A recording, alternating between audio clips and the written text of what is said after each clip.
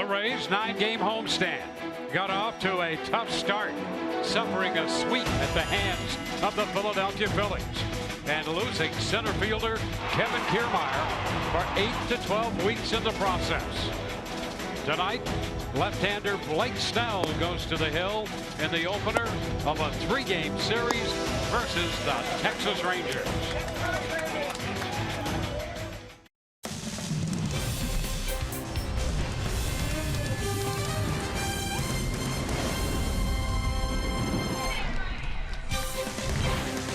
We welcome you to Tropicana Field tonight. The Rays' 9-game homestand will continue. The Texas Rangers are in town to open a 3-game series, and Kevin Cash and the Rays are looking for a notch on the winning side of the ledger. Hi again, everyone, with Brian Anderson, Dwayne Stats. Great to have you aboard.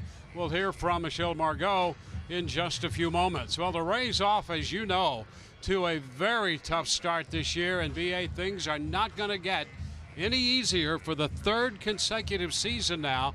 Kevin Kiermaier is going to spend considerable time on the disabled list. I mean, just awful news. Awful news, first and foremost, for Kevin Kiermaier and obviously for the team. And ironically enough, it comes on what he's known for, a hustle play. After a misplay by Hoskins out in left field, Kevin Kiermaier looking to take an extra base. And you can see right there sliding awkwardly into the bag, thumb tip first. You can see that he was in obvious pain. Obviously, he would stay in, finish out that inning, but would not go out to his position after that. So all you can do is hope and pray that the surgery goes well and that he's back sooner rather than later. Well, with the starting rotation being limited because of injury, and now Kevin Kiermaier, one would think enough is enough. To get some reaction to this from Kevin Cash and Kevin Kiermaier, let's go down to Michelle. Thanks, Dwayne. Obviously, a huge blow with this injury, and as you can imagine, the mood in the clubhouse not great surrounding this injury, but Kevin Kiermaier is staying positive. He said he will be back sometime this season and that he's having surgery on Friday. So like I said, yesterday I was preparing for the worst, hoping for the best, and then, you know, this morning got confirmation of what was wrong. And you know, like I said, I kind of expected it, but, you know, hearing those words that I'm going to be out for, you know, months at a time is, it's really hard to take right now. Mallex Smith is probably going to get the bulk of the opportunity to play in center field. We'll still match up at times, but, you know, Mallex has played a lot of center field in his minor league career, and even at the big league level, you know, in theory, he's the one that can kind of cover the most ground out there. So give him that opportunity, and hopefully he can run with it until KK comes back. Well, like you just heard, Mallex Smith in center for Kiermaier today as the Rays take on the Texas Rangers in Game 1 of the series. Blake Snell on the hill. First pitch from Tropicana Field when we come back.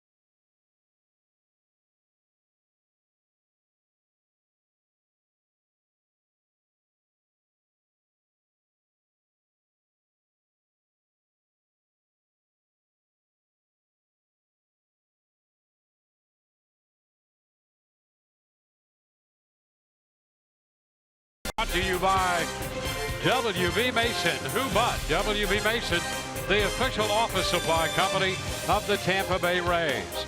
And by Geico. 15 minutes could save you 15% or more on car insurance. Rays see the Texas Rangers for the first time this year. The only time Texas will be in here this year.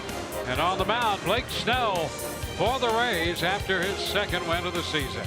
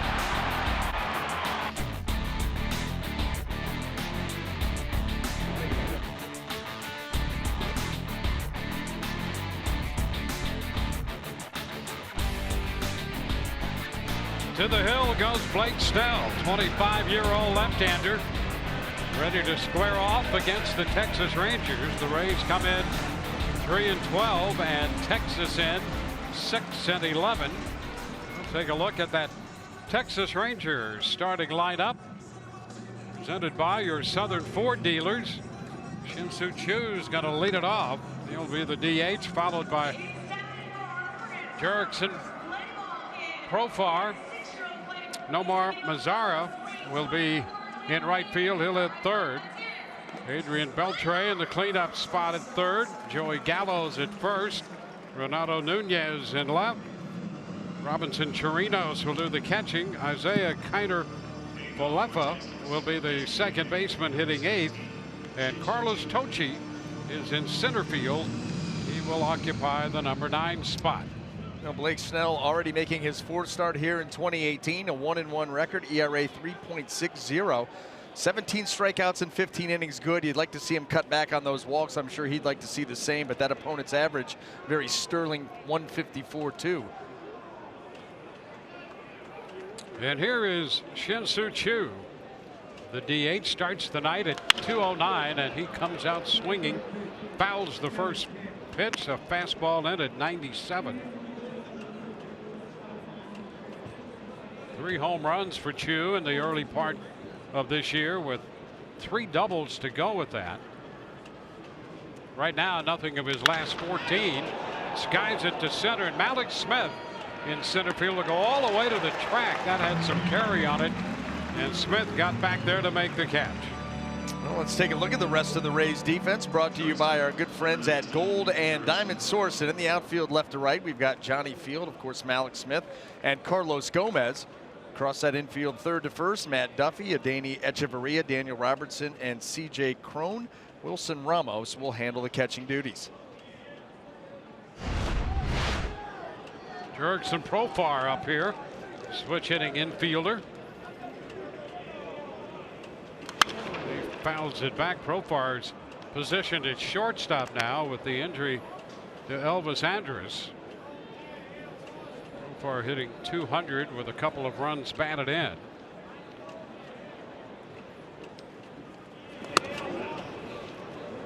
It's 1-1.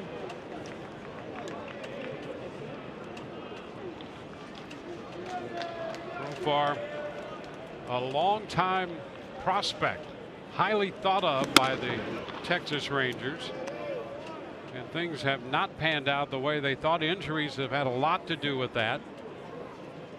But now Jeff Bannister, their fourth-year manager, is asking him to fill in at shortstop for Elvis Andrus.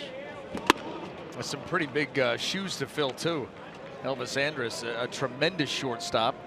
Swing the bat, too, and always seems to play tremendous against the Rays, for that matter.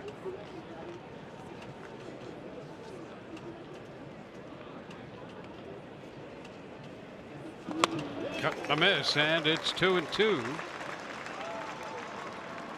Andrus out 6 to 8 weeks with a fracture of his right elbow.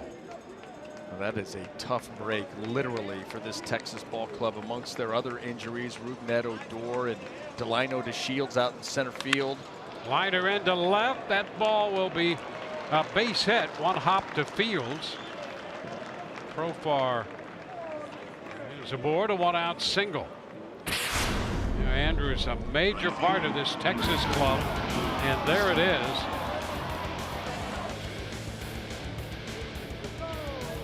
And on the back of that forearm, the reaction says it all.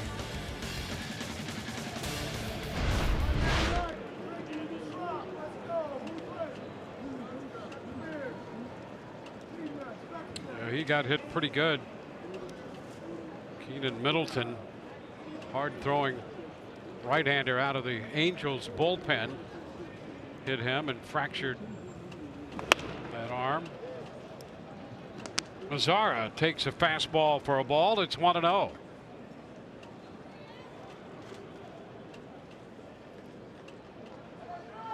Yeah, they think Odor is going to be out 3 weeks or so with a hamstring issue.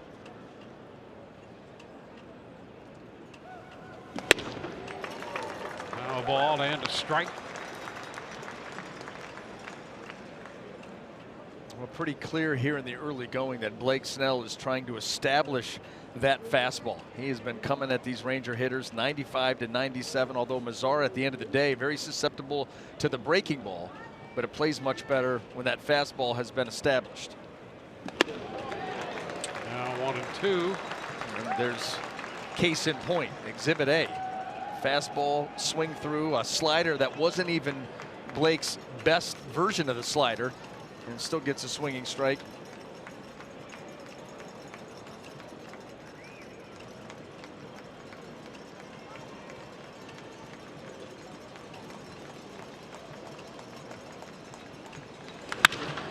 That's going to be a base hit, stroked into right center. Gomez up with it. His throw into short. Advancing to second, Profar. And Mazzara, down in the count, has himself a base hit. Well, I'll tell you what, you got to tip your hat to Nomar Mazzara. Down in the count, 2 strikes, another slider. This one a little bit lower, but look how he lengthens his swing and just kind of flips that ball out into right center field. You know, Mazzara. Yeah, that's just, no, go ahead. Well, he's only 23, as you pointed out. And last year, hit 20 home runs. He drove in over 100 runs, and he was susceptible to some breaking stuff, but a pretty good job right there. Yeah, and you know, I mean, and Blake's trying to go further down and away, which is the smart pitch, the right pitch, but you know, obviously he's able to cover that one. Good recognition. Now the veteran, Adrian Beltre. Beltre, 39 years old.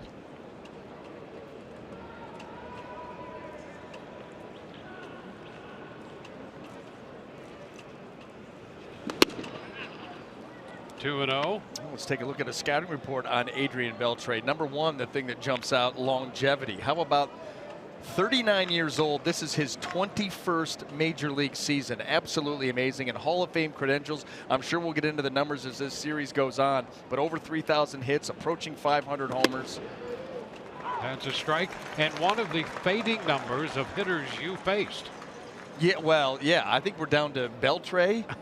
And Pujols a handful of times, but Beltre 21 career bats. I had to go look that up because he really is, I think, the last standing guy that I can remember facing when he came up with the Dodgers. He was a teenager and out with the Arizona Diamondbacks. It's 3-1. Pretty remarkable. The last pitch that I threw, tried to come back through 2008, but the last game in a meaningful major league game was in 2005. 13 seasons ago. Doesn't seem like that, does it? No, it does not. It does not. Played for 13 seasons. Now it's been 13 seasons removed, and this guy just keeps plugging away. Count is full. 3-2.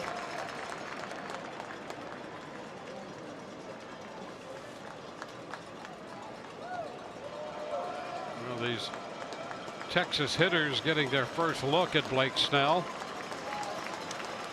A couple of base hits, one out. Full count to Beltre. And he got him, strikes him out. 3-2 slider takes care of the Texas third baseman. First baseman, number 13, Joey Gallo. Well, here it is, 88 miles an hour. And that pitch almost stayed same plane. That was more of a cutter look than an actual slider. Not a ton of depth, but just enough to miss the barrel of that bat. And now Joey Gallo.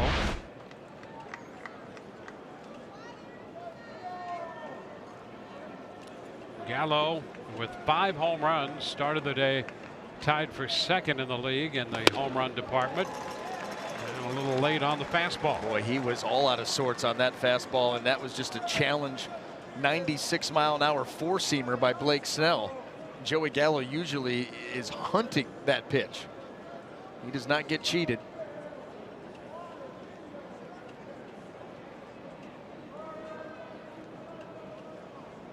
And a cut and a miss at 0-2 with the home runs. His RBI total matches the number on his back. He's 4th in the American League and runs batted in with 13.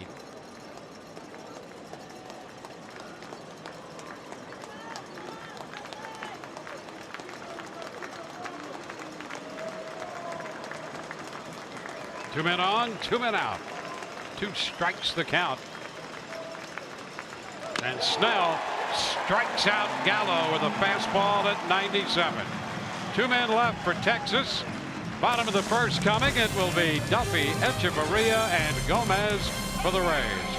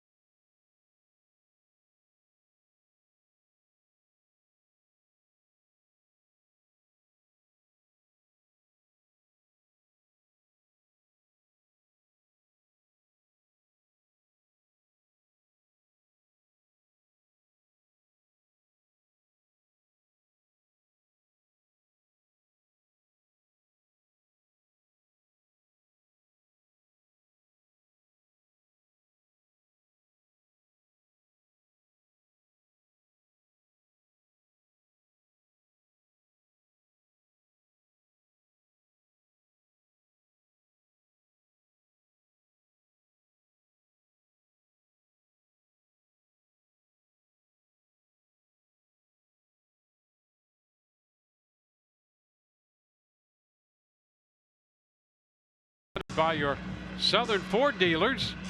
Matt Duffy's going to lead it off. He'll be at third, followed by Echeverria and then Gomez. C.J. Crone in the cleanup spot, followed by Wilson Ramos and Daniel Robertson.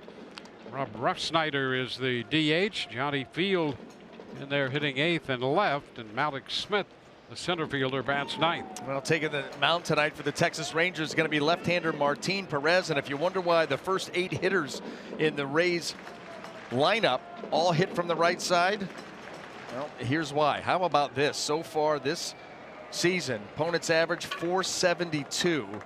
A couple of home runs, the on base, the slugging. They have had their way with Martin Perez, so Kevin Cash loads them up. First pitch is lined into right field. An opening fastball and a base hit for Matt Duffy. Well, he didn't waste any time jumping on that first one, and the Rays have a base runner. Martin Perez has to be, he's got to be down in the zone. You know, he can sink the fastball, but he has to be pinpoint, and he's got to be down in the zone. This one's going to stay up. This is where the Rays hitters want to see the pitch, see it up, and then put a good swing on it. That ball right on the outer third, and Matt Duffy lets it travel and swats it into right field. Quick start here for the Rays.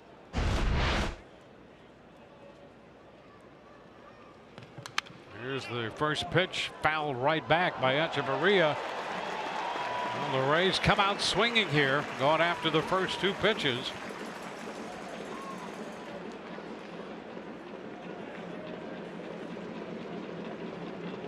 Perez a year ago gave up 23 home runs, 21 to right-handed hitters, and they hit .310 off him for the year.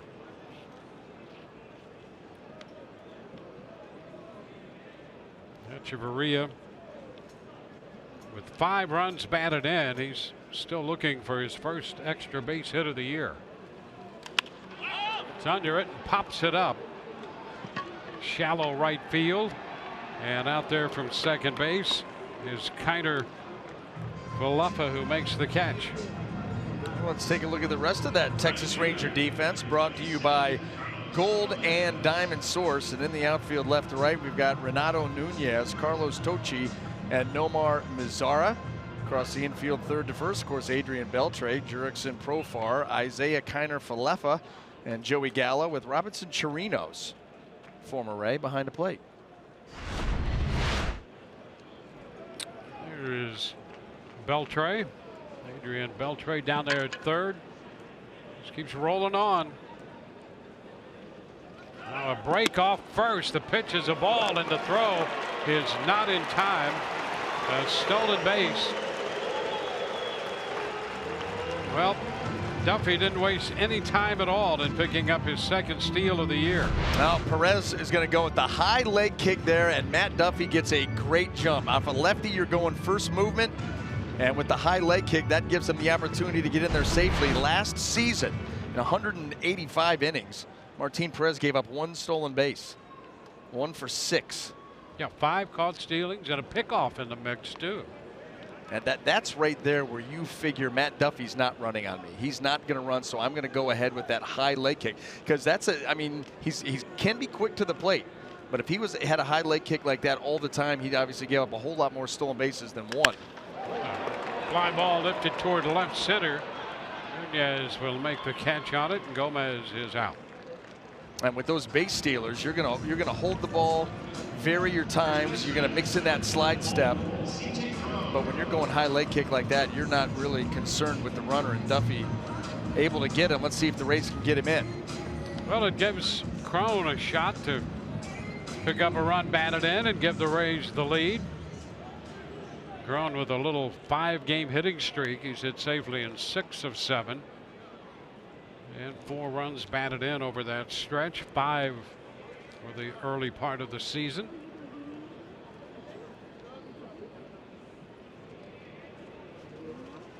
He takes that one for a ball.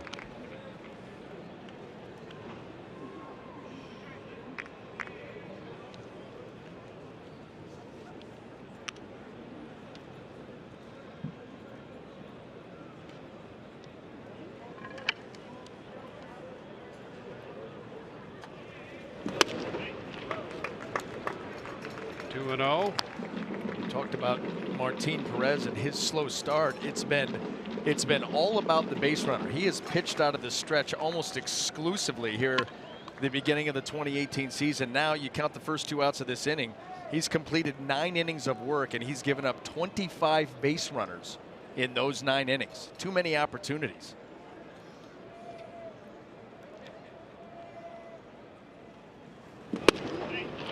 Crone takes a strike. 2-1. Well, as we saw in that opening graphic, it's been the right-handed hitters that have been inflicting the damage.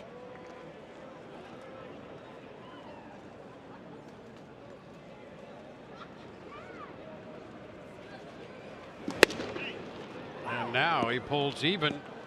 Perez does after falling behind.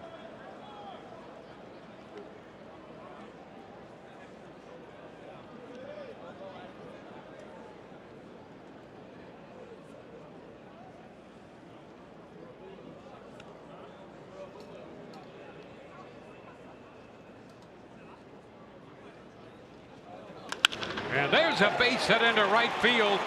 Duffy's going to be stopped at third. Mazzara up with the ball. And so Duffy is at third.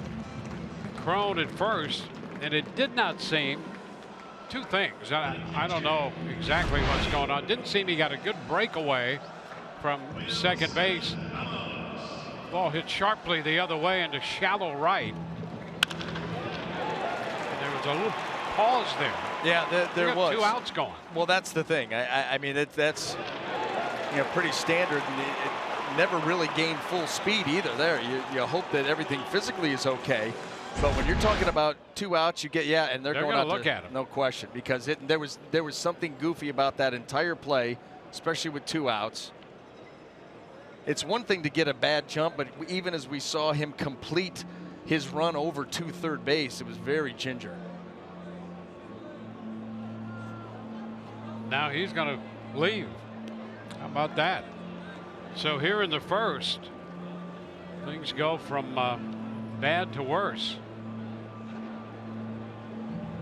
Joey Wendell coming in. So Wendell will run. Duffy, after picking up a base hit, stealing second. So you think somewhere in there perhaps something happened. And now Wendell will run for him at third.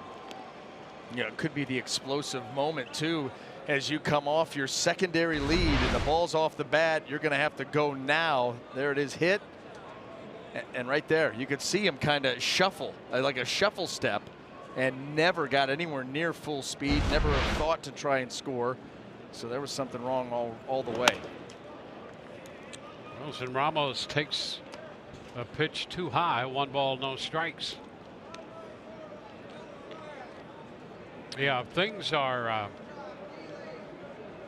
all copacetic there and all good for the base runner. He's going to bust it off second base on a base hit to right. There's a base hit to right. That will score Wendell from third. Crone goes to second, and Ramos comes through, picks up the run and an RBI.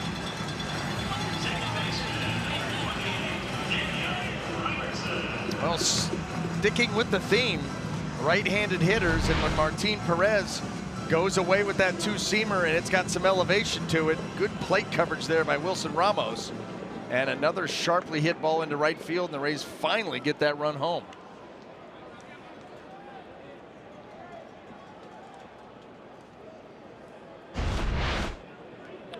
So here is Robertson. 2 men on, 2 men out, a run in.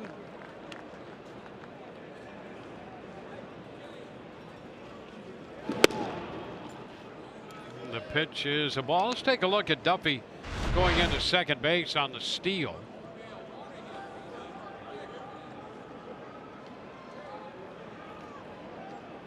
And you're looking at both feet, because at this point we don't even know which one it is, or is it even a foot? Is it a hand? I mean, no idea. That front foot going in kind of bounced around a little bit, but you see that happen. Guy's not going to slide in spikes up all the time. So nothing really out of the ordinary there, but certainly between there and third base.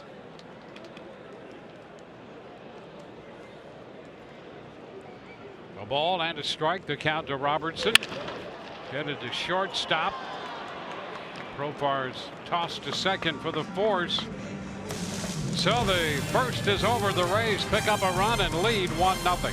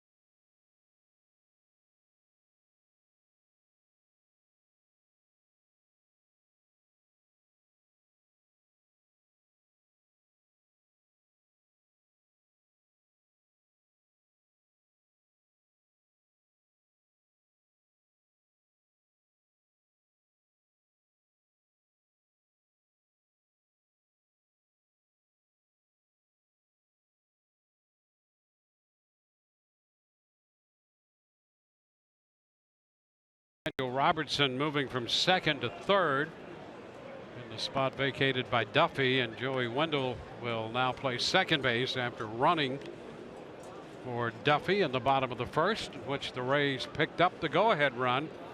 Well, the Rays break out in front again, and as we noted yesterday, they've done that frequently. This is the 10th time now they've scored first in a game, and this their 16th game of the year. First pitch strike right there to Nunez, but in the first 9 they are 2-7. I mean, far and away the worst record or worst winning percentage of all the teams when you jump. Usually that's a path to victory right there. That's part of your game plan. Score first and add on. That's it. Let your pitching do what it needs to do. Your guys at the back end close it out. Upstairs, 1 ball, 2 strikes. Well, you know what's killed the Rays pitching? It has been the big inning. Giving up the big inning has really, really hurt this staff, top to bottom. You give up a run here, a run there, okay, but the 3 spots, the 4 spots, those are the ones that turn the momentum of the ball game. They turn the lead into a deficit, and then that other team has all the mo. 1-2 on Nunez. Nunez coming over as a waiver claim from Oakland. 2-2, and he has some power in that bat. He spent last year at Nashville and hit 32 home runs there. Well, he had 249 in Nashville and hit 1 home run with Oakland. Got a big cut there and fouled it. It's 2-2, and that home run, by the way, came against the Rangers starting pitcher Martin Perez last year. In limited time with Oakland. Nunez. Probably a pretty terse hello as he joins the ball club, especially on pitch day. Yeah.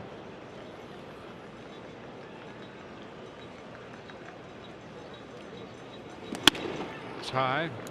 So you saw the swing that he took on the breaking ball, the previous pitch. That a guy that swings like that has some power, because that's what he was thinking about, trying to lift the ball. That's the name of the game nowadays. Keep the ball off the ground, get it in the air, and get some backspin.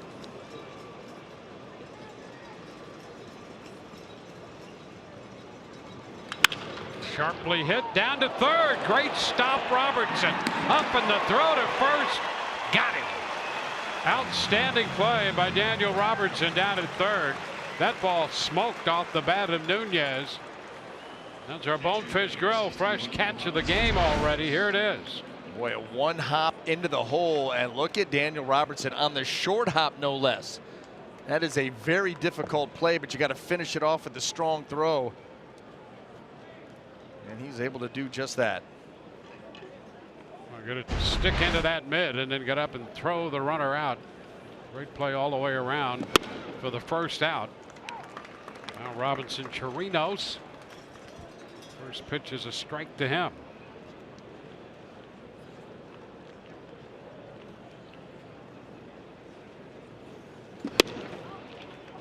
Oh, 2. Snell quickly ahead after running the count full on Nunez.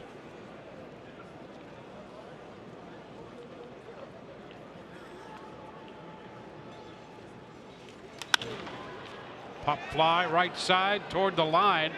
Gomez making the call. He's got it. Got there and stopped just in the nick of time. Actually reaching back a little bit. Well, you get a little shot of adrenaline on those, in between fly balls or pop-ups, and Carlos Gomez takes off like a bat. And all of a sudden, last thing you want to do is let that ball drop in front of you. Almost ended up overrunning it. It had such a head of steam. Here's Isaiah Kiner Falefa. 2 for 13. And the pitch is a strike. Kiner Falefa from Hawaii.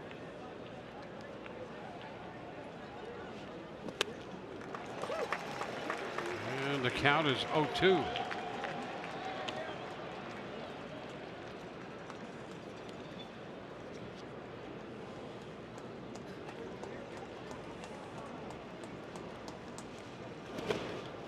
Under the dirt, 1-2.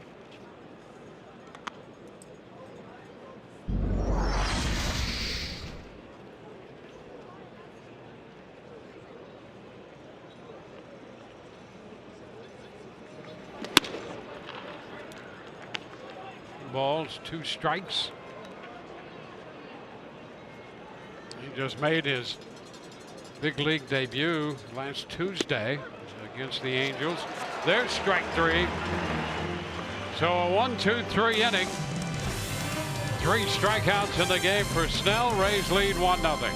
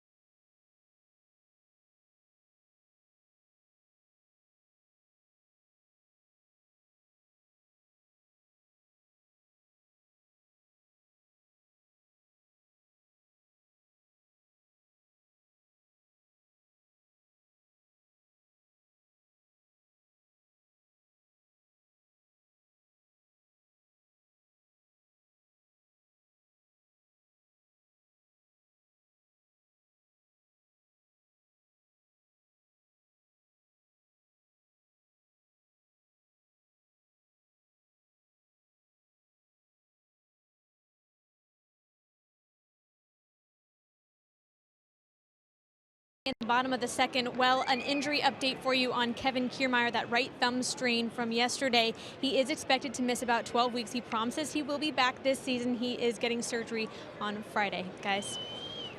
All right, that was not good news for the Rays, and you were afraid of that when we saw him head first, go into the bag at second base and come away with the result. Yeah, you're initially hoping for a jam. You know, we saw clearly, you get that one angle from over the low third camera of that thumb, the tip of that thumb going right into second base. And those bases, they do not give a bit. And so that thing crumpled up, and you're hoping for the best. And you know, Kevin even said last night he knew that something was wrong. His thumb shouldn't move quite like it did. Yeah, it didn't look right. Here's Rev Snyder drawing a walk on 4 pitches. How about him? He comes into this game as the DH, 1 of 11, hitting .091, but with an on-base percentage of .417, and he's just drawn his 7th walk. This is what he does, Dwayne. Strike zone discipline. So he's on base again.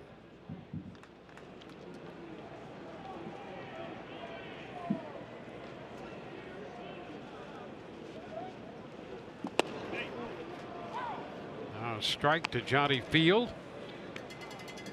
Field the other night making his major league debut, and yesterday picking up his first big league hit. In fact, 2 of them. He doubled in the 5th inning, singled in the 9th.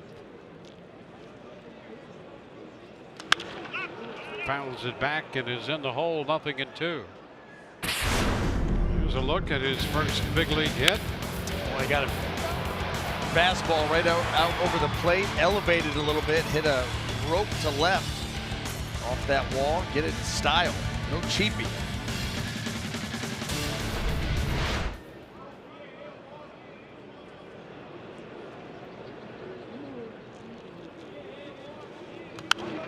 It is popped up and straight back foul. Going to fall into the upper deck.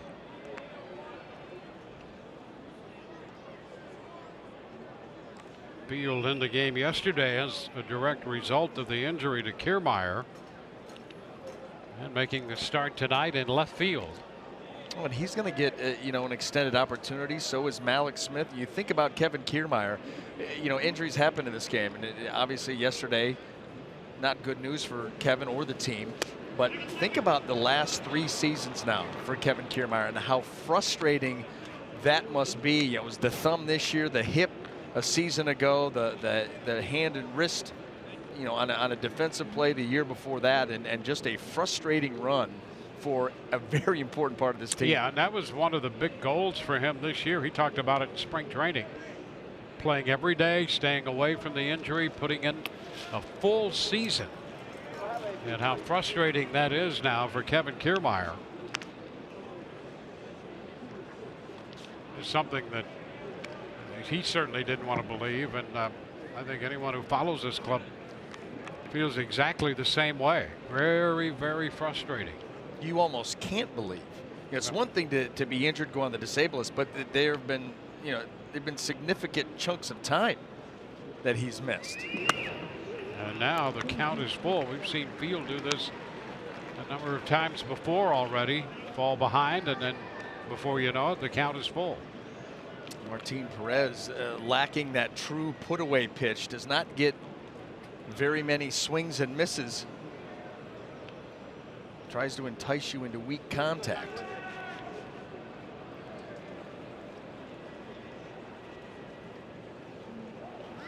Runner goes, and there's ball 4.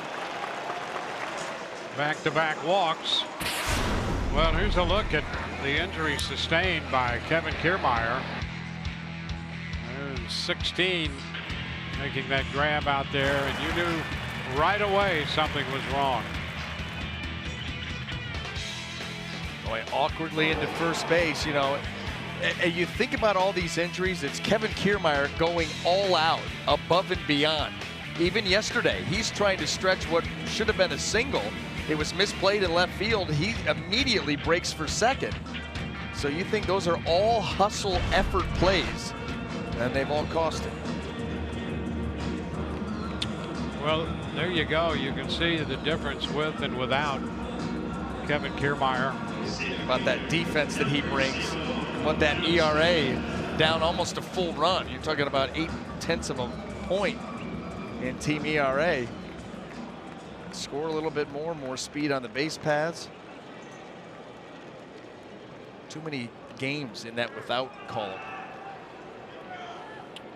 Well, after a visit on the mound, Perez set to work to Malik Smith.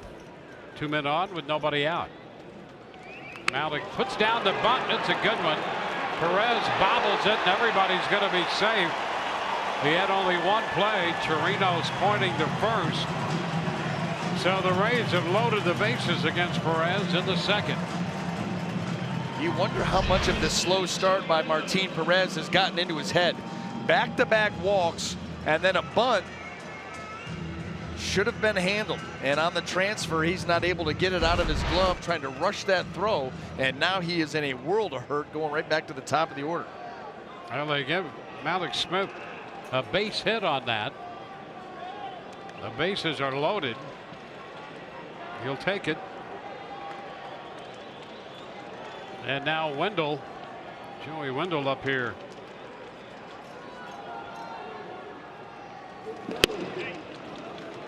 Which is too low. Wendell getting his first at bat.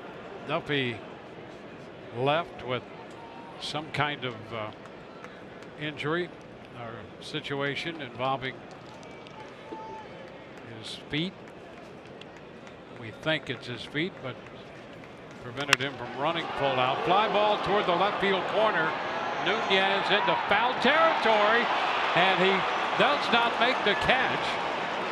Nunez under it and simply did not catch it. I think they're going to give that a hit, Wayne.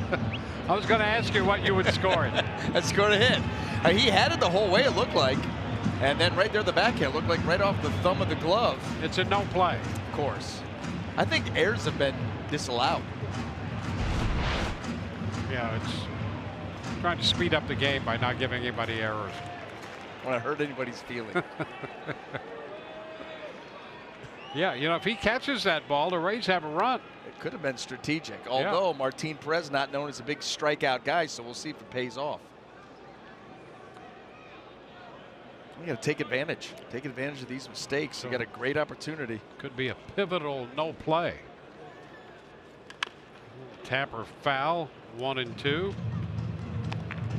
It could be, you know, you have the play of the game. It could be the no play of the game, depending on how this thing turns out. So keep that in mind as we go forward here. And we have had a couple of those in the last couple.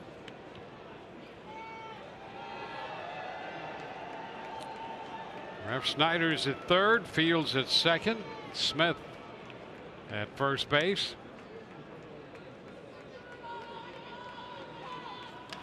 Ground ball over the mound, back to the shortstop, wide throw, the ball loose.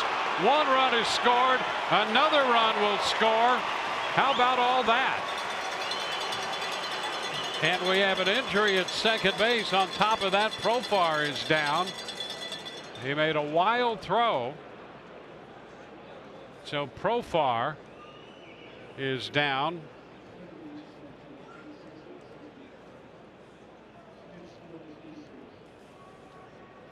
So they get the out at second base.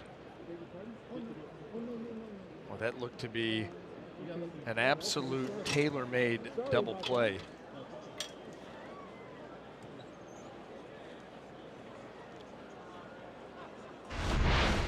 Here's another look.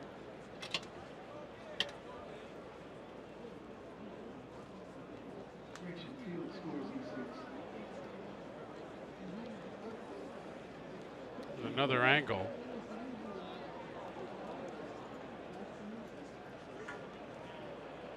Right into the lower half. And it looked like he went down awkwardly for sure. Well, his career has been slowed by a number of injuries, and he clearly shaken up out there. Well, that's Malik Smith going into second base. Not a whole lot for him to do with Profar coming across the bag almost directly at first base. He tried to pull that slide up a little bit. He's not even going to be able to slide to the bag. Here's a great shot of it. He just looked like he went down too and he bounced. Alex Smith, that leg bounced and he came right up into Jurickson Profar's side of his leg.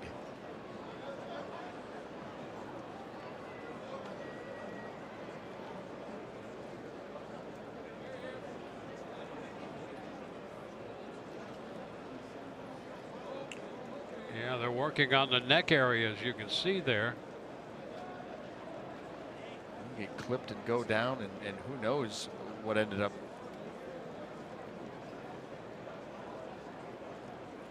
So the Rays have scored 2 on that play. Profar up on his feet.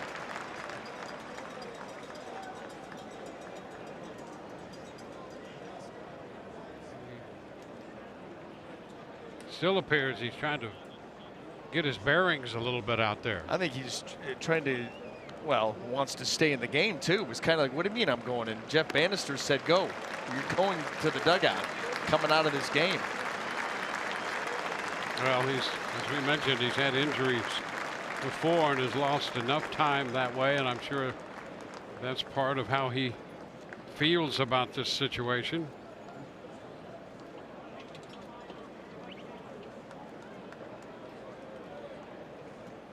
So he will leave this game. We'll take another look at that.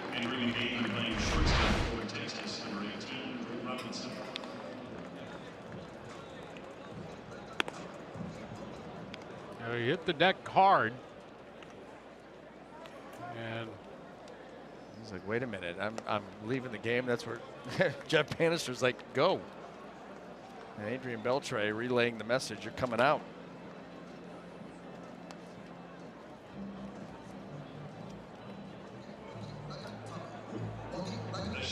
So the new shortstop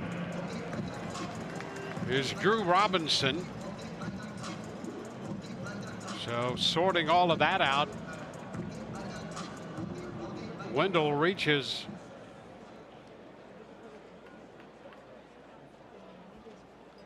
Turned out to be a fielder's choice and an error. 2 runs scored.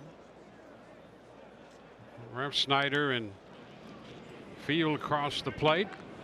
The hitter is Echeverria. And again, Drew Robinson is in the game.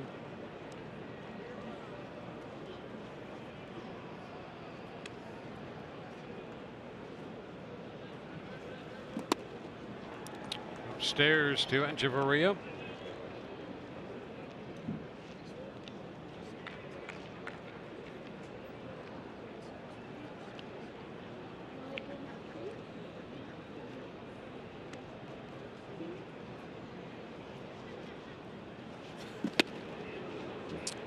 Front, big cut. 1-1.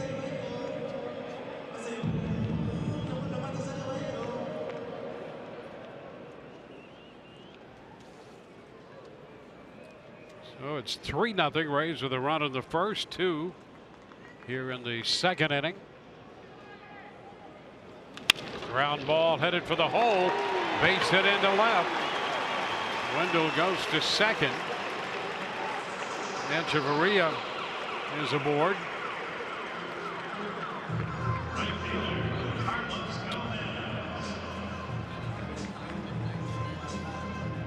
So 2 men on with 1 out. Here's Carlos Gomez.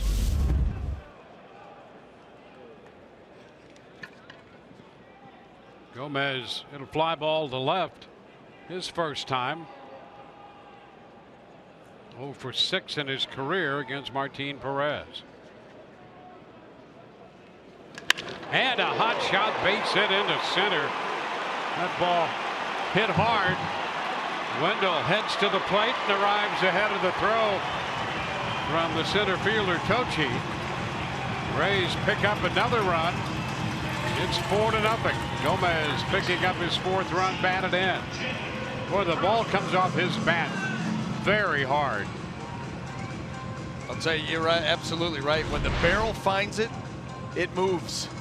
Trying to come in, and boy, he gets down and rips this thing. That goes over Martin Perez. That's by him before he even reacted. Yikes. It just sounds hard right off the bat. Echeverria at second now with Gomez at first. Here's C.J. Cron. The breaking ball is down and in. You know, Perez is out here a little earlier than Texas thought. They thought he might miss the first month of the season when he broke his arm, his right arm, diving out of the way of a bull, of all things. It's an interesting way to get ready for the season. Yes, Some off-season training. Yeah. And agility training. The line fouled into the seats. It's 1-1. Yeah, it's from Venezuela. Has a ranch and apparently getting out of the way of an aggressive bull and broke his right arm. But here he is making his 3rd start already.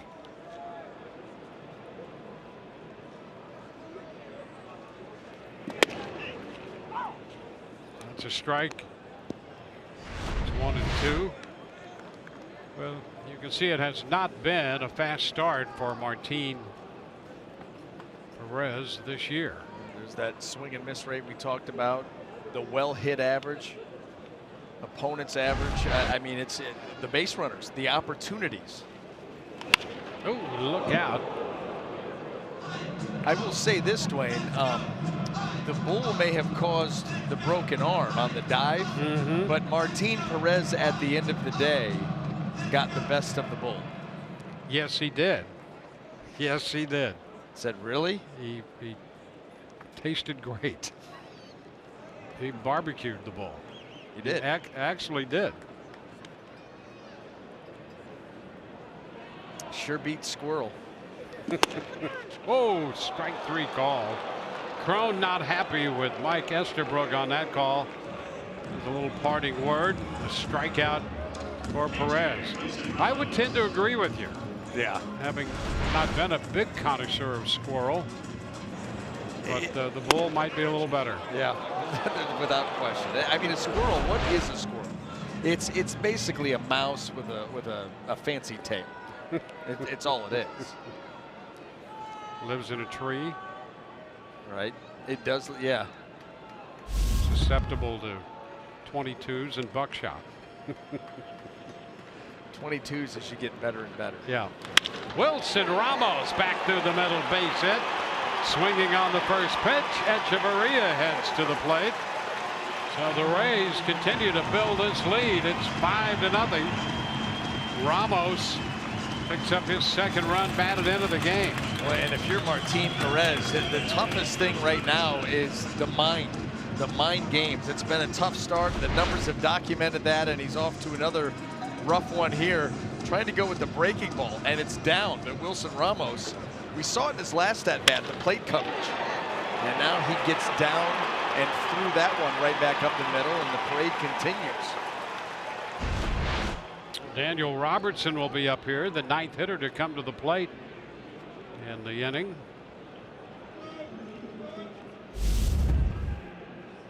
The Rangers get some action in their bullpen right now.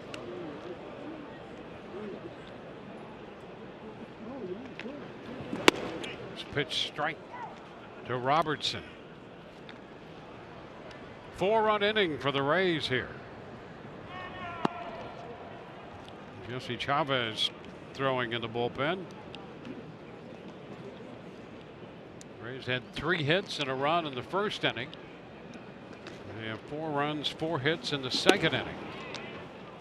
It's 1-1. And you know, right there is a pitch by Martin Perez. I don't think anybody would argue that that was a strike.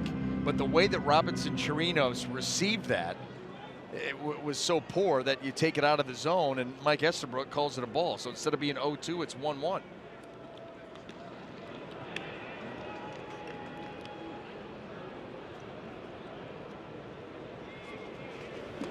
There's a strike call, but I think the point you make is a very good one. Here it is. Watch, this is the second pitch of the at-bat. He wants it up and in. That's right down the middle, but he catches it reaching down and takes it even a little further, and Estabrook calls it a ball. That is right there. That's a frustrating inning already for Perez. That makes it even more so.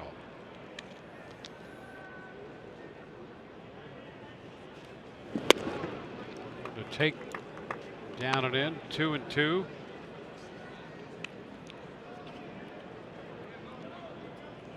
Gomez second base, Ramos at first.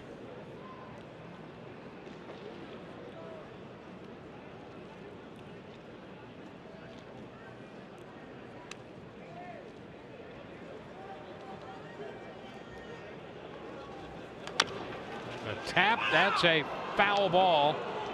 Great pickup by Chirinos and an immediate tag just in case it was fair. But it's a foul ball and quickly called by Mike Estabrook. Right off the end of the bat, out in front of the plate, you can get the out here, and Chirinos sensing that that could be the case.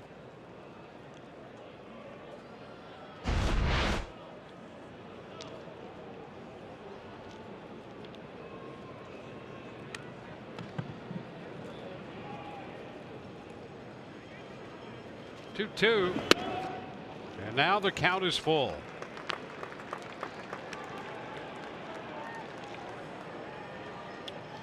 Well, a 30-plus pitch inning now for Perez.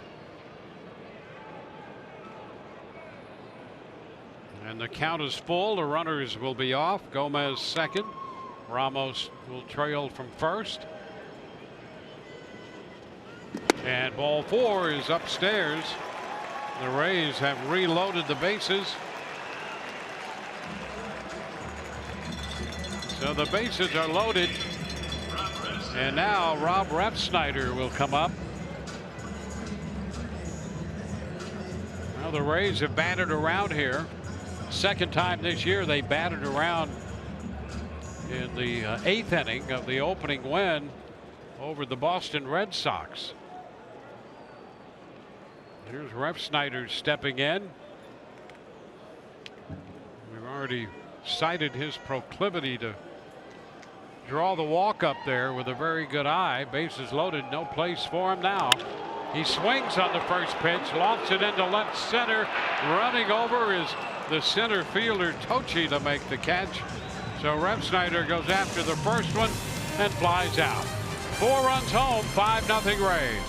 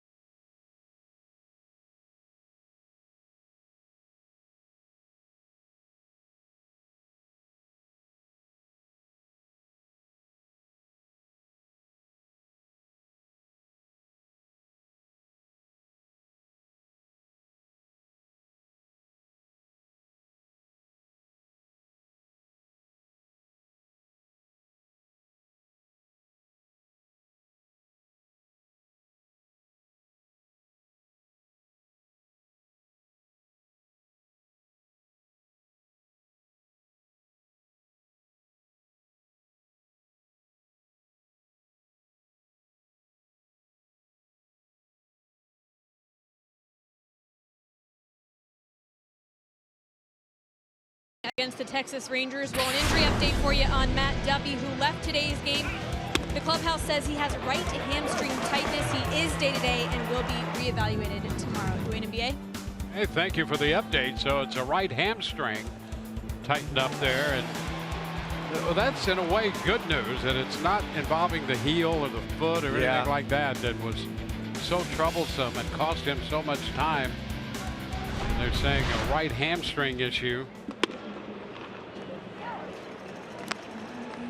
Carlos Tochi, and he takes a strike to begin the third. Blake Snell out there with a 5-0 lead.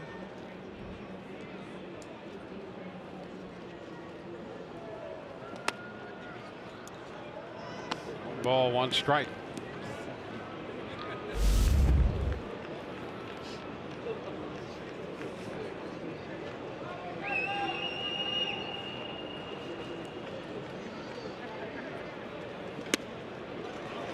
Ball, 2 strikes.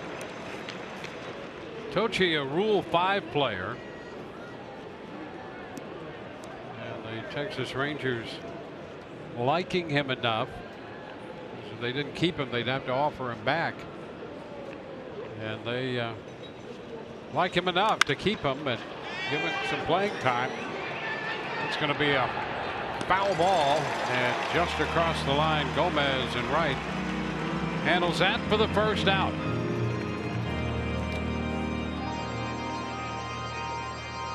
Around to the top of the batting order. The designated hitter is Shin Soo Choo.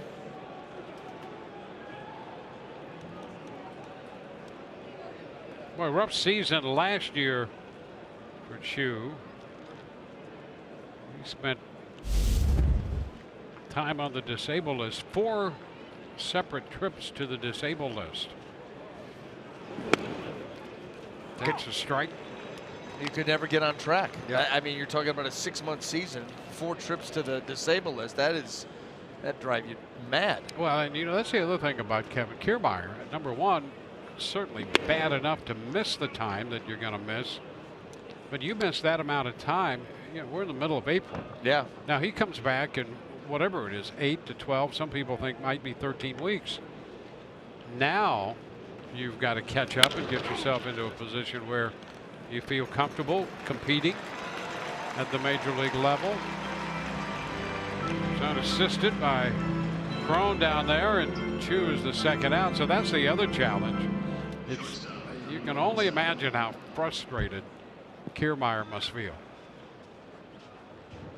You'd be that frustrated the first time. Okay, the hand, the wrist a couple of years ago. Yep. And then it's the hip. And then, you know what, I'm playing in all, that's the goal. That is what I'm going to do. You set your mind to it. And 2.5, 3 weeks into the season, you get caught with that. And by the way, as we pointed out already, every one of those injuries is max effort, you know, going above and beyond type of play. You know, the dive in center field, sliding awkwardly into first base, trying to beat a play out. Yesterday, trying to take the extra base on a bobble in left field. Yep. And not to just pile on, but after a slow start, he had gone 3 for his last 4 at bats. Maybe things started to move in the right direction for him. That's the other thing. You know, really, I mean, you battle your way out of a little stretch where you weren't as productive as you'd like to be. You accumulate some hits, and then you run into the injury. So it is a tough time right now for Kiermaier. Drew Robinson behind in the count, 2 strikes. 1-2. 2 outs, bases empty. Blake Snell on the mound. But you can imagine the kind of energy that he's going to come back from. That's going to be some shot of life. And he strikes out Robinson. That's been an issue for Robinson. 4 strikeouts for Snell. 3 up, 3 down. Go the Texas Rangers.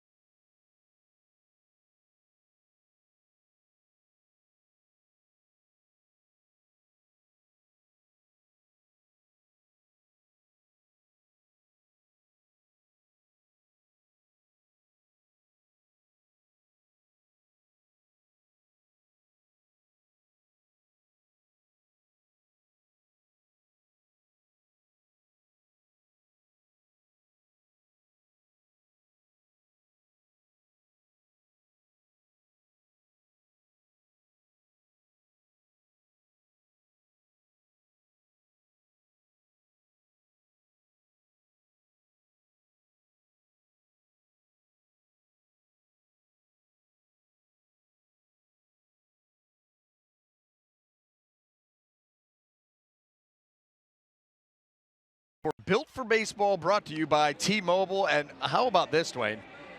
Bryce Harper, 406. Bat snapped in half.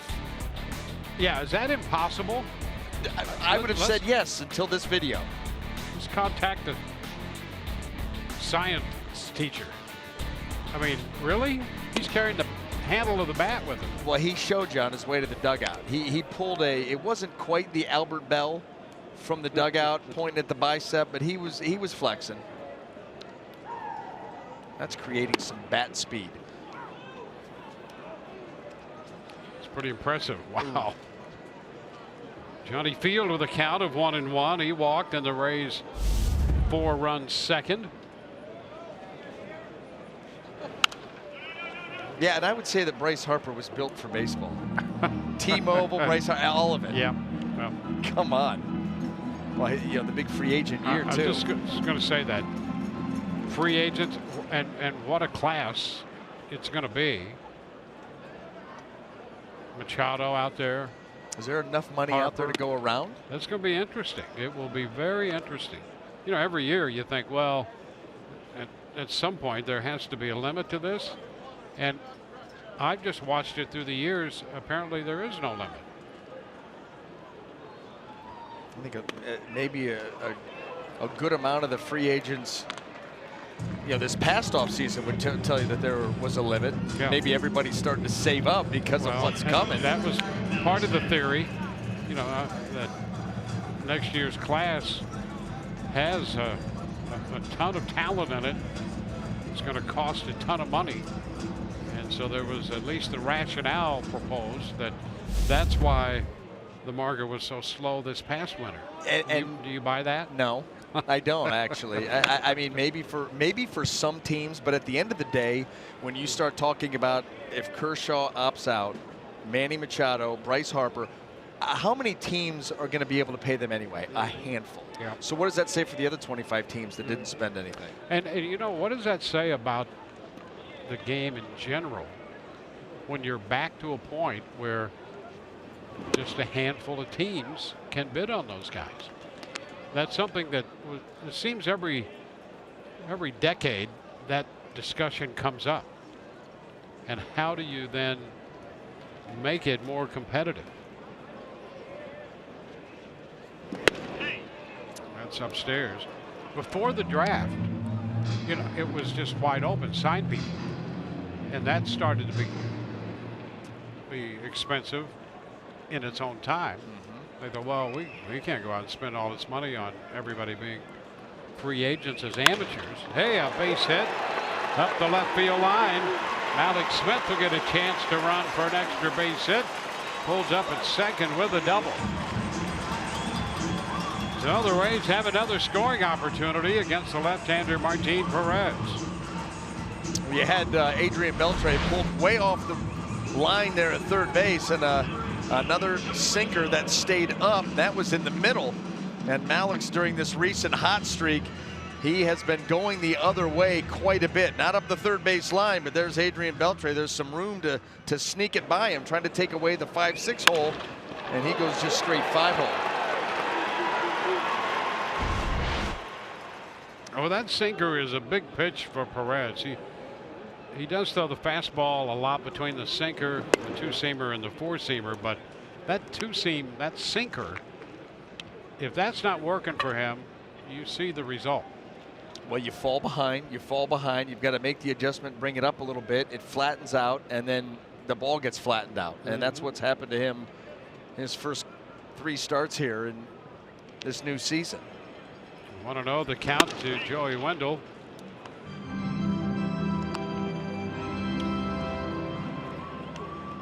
Reached on the fielder's choice in the second inning. That's when Profar was flattened at second base and had to leave the game. Robinson's in there at short for him now. The chopper right side. Out at first, over to third goes Malik Smith. Trainer Falefa took care of that one at second. 2 outs, and it will be a Danny Echeverria.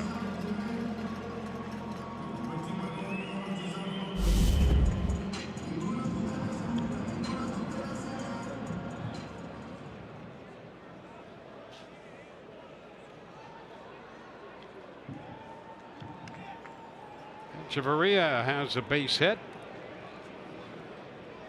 He's 1 for 2.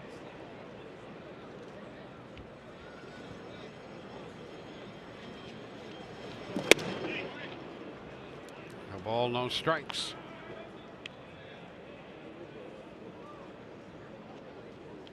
Rays got a run in the first inning and scored 4 in the second inning. Ground ball sharply hit and off the glove of Robinson into center field. Smith will score on the shortstop's error. And the Rays pick up their 6th run. Excuse me, what did you say? 6 runs now. No, before that. Scored on the shortstop's what? The error. Wow. How about that? That ball was well struck, but a hop that should have been handled. That's what happens, Dwayne, when you get into your hotel 3:30, 4 o'clock in the morning. Yeah, that's what happened to this team. They played in Houston. How about that game in Houston? Wow. Bartolo Colon, perfecto for 7. Yeah. And then Verlander on the other side. Yeah. Carlos Gomez lifts a pop fly into shallow right. Mazar coming in. Out is the second baseman, Kiner Falefa, and he makes the catch. Rays lead it 6-0.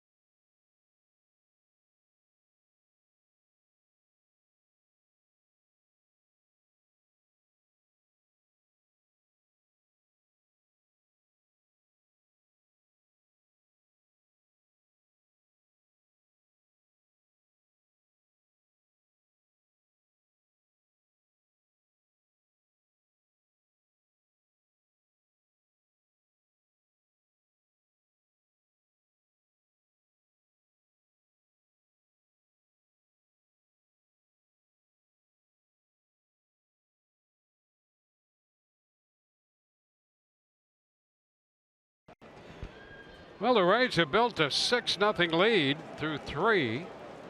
We're headed into the 4th inning. The Rays have the left-hander, Blake Snell, out there. And Nomar Mazara leads it off. There's some support for a pitcher here in the early stages of this game. And I'll tell you, the Rays working up a little appetite here, and boy, do we have it. We've been reinforced with nourishment here. We got the Reuben Cuban and the Central Burger, and 2 of the great offerings here at Tropicana Field. So have at it. We're gonna have to divide this, and you've got the knife and the fork. The utensils to do that. I'll let you take care of that. The Reuben Cuban, that has to be a favorite. It is. Love Cuban sandwiches anyway. And this one, just $10 and available in a couple spots here at the Trop, right field street, and the first base food hall. That is an outstanding sandwich right there. And the Central Burger available at the first and third base side food halls. Well, what we need, Dwayne, right now is we need Blake Snell to play along and have a quick inning. Because I'm not going to be sitting with this food in front of me for too long without going to work. So I'd appreciate a nice quick little 1-2-3 inning by Blake. And it's a great idea. Got 2 minutes and 20 seconds to go to work. He's got a couple of low pitch count innings here in the second and third. So if he could make it the fourth, we would be appreciative. Well, he's been sharp. And getting to Blake Snell, the fastball, he established it early, and the off speed has been good here tonight. The sliders come along. Hey, look at that one. He takes care of Mazzara on strikes. You remember the first handful that he threw in the game. They had the right speed. They didn't have the normal depth that Blake is able to get on that pitch. In fact, Mazzara was able to get a hit off of a slider that stayed a little bit up. Not this one. That's the depth we're talking about.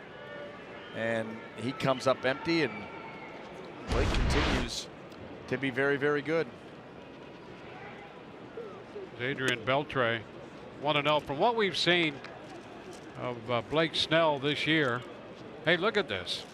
This is good stuff right here. Cuban sandwich. How good are they? Yeah, just the best. 1-1 the count. Yeah, I'm gonna enclose this just to keep it warm for the break.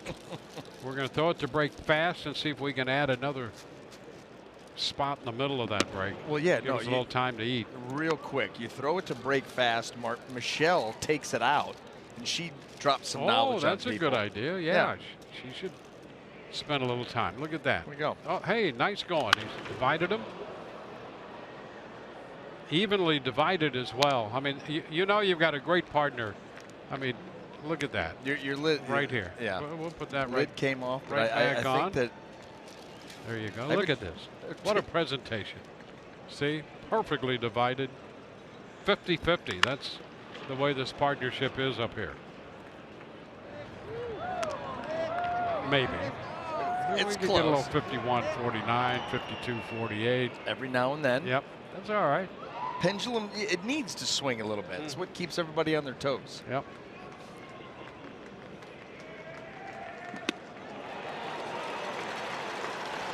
Speaking of swinging, Beltre is out swinging. That's 3 consecutive strikeouts. The Central Burger.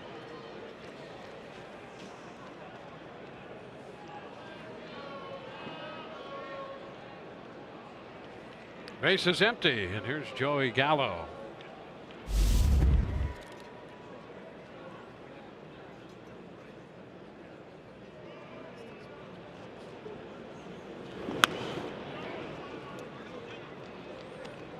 Gallo struck out on a fastball in the first. Snell got him with a 97-mile-per-hour fastball.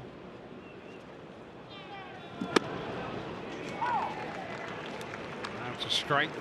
Well, his ability to throw all of his pitches. He finished him with a 97 fastball, gets hit with fastball, and here's a slider. And there's a drive deep to center. Malik Smith will turn around and watch that one get out of here. That one hit a mile by Gallo, and that's what he does. Gallo has hit his 6th home run of the year, and he's been an all or nothing kind of hitter. And when he connects, boy, does he connect, and he did right there. You know, and he hit that one so deep into center field, it got hung up on something out there. I mean, whether it was the A, B, C, D ring, something came into play. That ball was absolutely destroyed and hung up. Stay behind the fastball, and Gallo, with that long, strong swing, leaves no doubt to the biggest part of the field. And that's the first time, by the way, that Snell has given up a home run to a left-handed hitter. And Gallo hit it a mile to center field. The big cut and a miss by Nunez.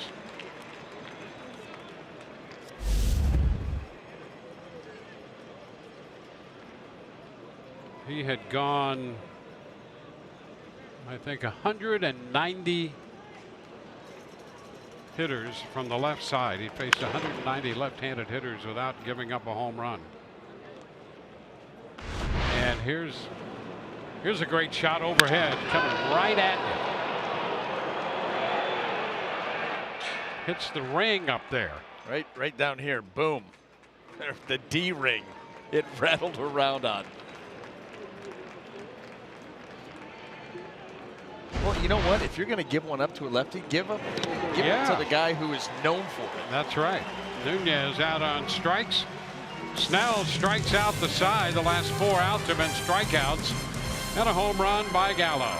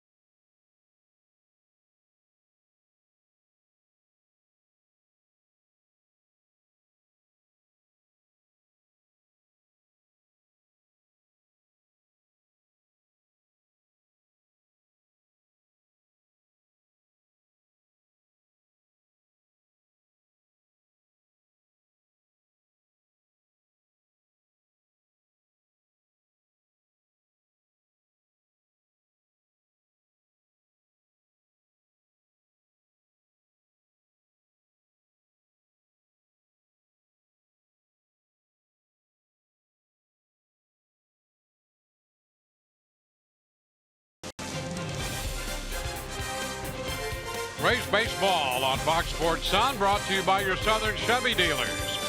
By Kubota. For more information or to find a Kubota dealer near you, log on to gokubota.com.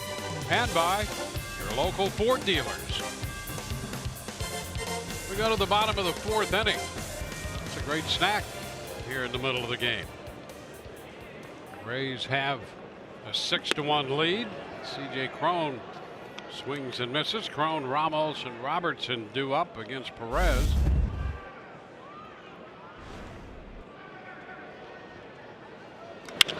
There's a shot to center field by Cron. Back goes the center fielder Tochi, and he reaches up. Did he make the catch or not? That ball is gone. Home run. Tochi went all the way to the wall, extending that glove over the fence, and could not come up with it. Cron has belted his 2nd home run of the year. So the Rays get that run right back and again lead by 6. It's 7-1. Get it back in similar fashion. C.J. Cron, we know that he's got power. Tracking that camera. See how close Tochi got. Not very. Yeah. A little late, not quite high enough. Now here's Ramos. On the ground to 3rd. Beltre up with it. Fires to 1st. First time Ramos has been retired. Well, Cron, home run number 2 on the year, and a blast to center field. So the Rays offense showing some life tonight. Cron's other home run came off Eduardo Rodriguez. C.J. Cron is my new favorite player. Hands down. Yep. And here's a high fly ball. Daniel Robertson deep to right. That ball is going to carry and get out of here. Daniel Robertson goes oppo on Perez. His first home run of the year. And that makes it 8-1.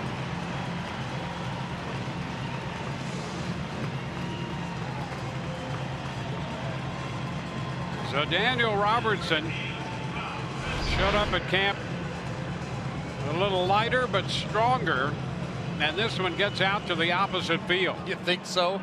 I'll tell you what, anytime you're going opposite field, that takes tremendous bat speed and strength. I don't care if it is 2-3 rows back. That's a great shot there by Daniel Robertson on another sinker that stayed up and missed its location.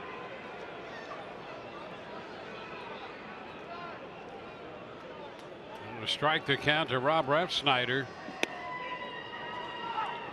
0-2. So a couple of home runs here in the inning.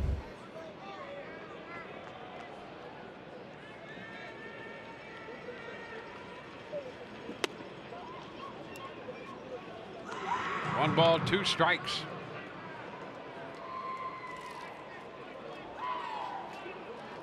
Well, the cornermen have been home runs in this inning.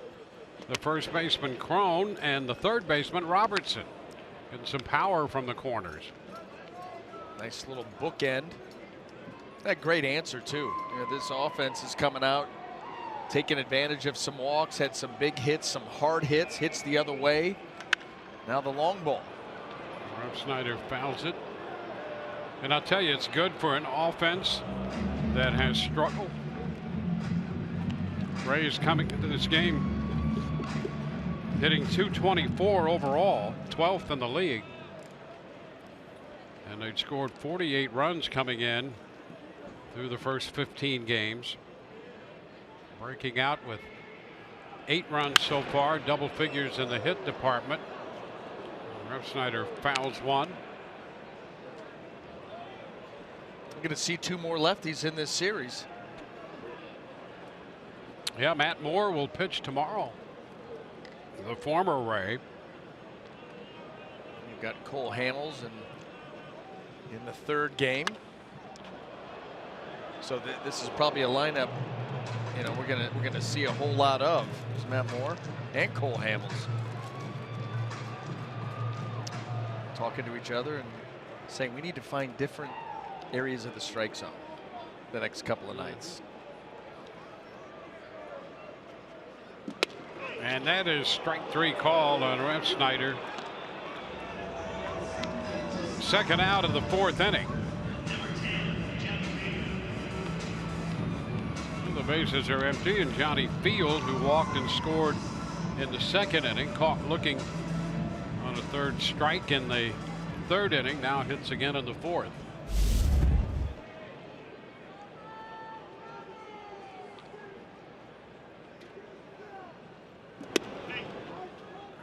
Curveball.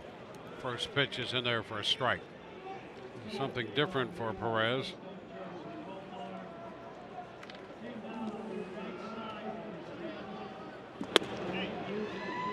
One and one.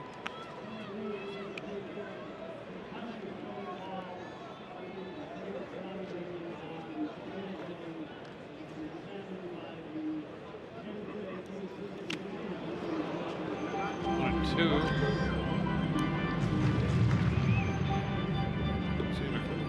Curveball to start him, and now a changeup to get ahead of the count, 1-2.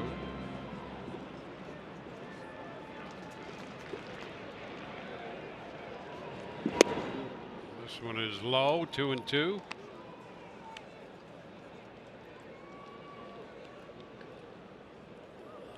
Well, here's the question, just to tie up the sandwich situation. Burger or the Reuben? Both pretty good. Ooh, flip of the coin. Yep. I guess it depends on your mood. Yep. There's strike 3 call. Field is out of there. A couple of home runs here. We got one from Crone and one from Robertson. For the time being, they're both great. I'll take a Reuben every other day if they'll be kind enough to deliver it to the booth. Rays lead 8-1.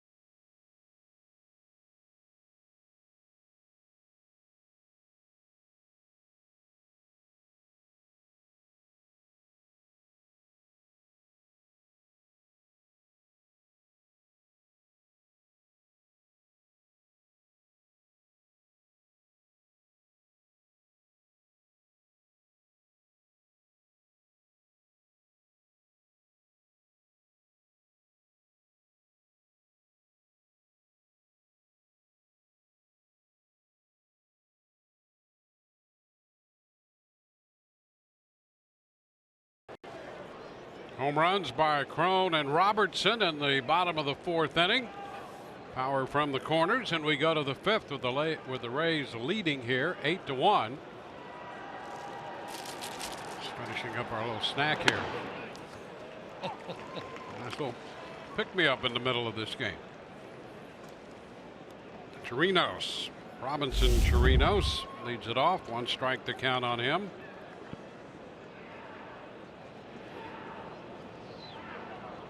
You know what they do with that Reuben? They put brisket in the Reuben. Oh, that's what that was? Yeah, that is great. What Yeah. a great idea. Yeah. 1 ball, 1 strike. We keep scoring. Well, the Rays keep scoring runs like this, and I'm gonna check myself out. Yeah. A couple of innings, may go down and make another run for us. Now that we know where they are. Yeah. I got a better idea. Just stick around and have them. Larry will bring one up to us. Well, you know what? That you know for a fact that when the food was delivered, the binoculars came out. Yeah. To see the reaction of Yep. the booth. Yeah. Without question. I would expect that he would do that. No problem. Oh, what a great stop. Deep third by Robertson. Throw to first. They got him. What a play by Daniel Robertson on that hard hit ball back to third by Chirinos. Boy, stamp that one with a star. Robertson homered in the bottom of the 4th, and a great play to start the top of the 5th. Boy, and how about the help on the other end? This ball played beautifully by Daniel Robertson, and then the throw a little bit high, you can understand that, but Crone going up and then dead weight. Get that foot down there as quickly as possible. Make sure you get the out. Well, the first pitch is a high to Felipa. Extra bases. That's what that was.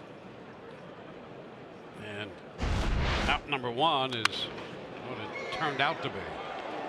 You almost did the voice right there. You almost went into the voice. You know the voice. 1-1 the count to Isaiah Kiner Felipa. That's a strike. 1-2.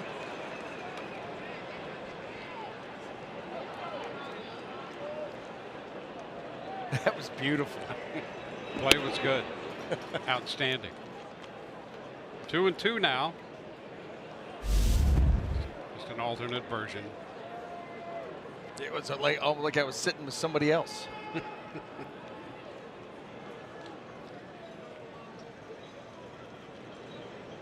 Two.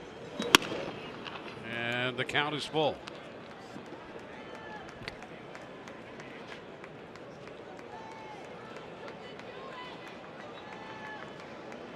Rays lead 8-1. And that is strike 3 call. Mid-90s fastball. Kiner Felipa caught looking for the 2nd time. When you're able to punch out a guy on a fastball that's away from him, you have gotten into the mind of the hitter. And we've seen that because Blake has been willing to throw everything. You're so right about that. And what we've seen from him, you know, he finished strong last year, determined this year when he came to camp to establish himself and fulfill the great potential he has. And we are seeing that here in Blake Snell. If you love to see good pitching and the development of a good young pitcher, pencil in the nights he pitches and come to the ballpark and watch that. Yeah, he is fun to watch now. He really has become, because like I said, he pitches. He pitches with really good stuff. Yes, he does. Really good stuff. I mean, elite level fastball, the secondary pitches. We'll have to get into it a little bit more the next time he runs out. And Gomez takes care of the fly ball. A great play at third to start the inning by Daniel Robertson. Here's the glove work, and we go to the bottom of the 5th inning. 8-1 Tampa Bay.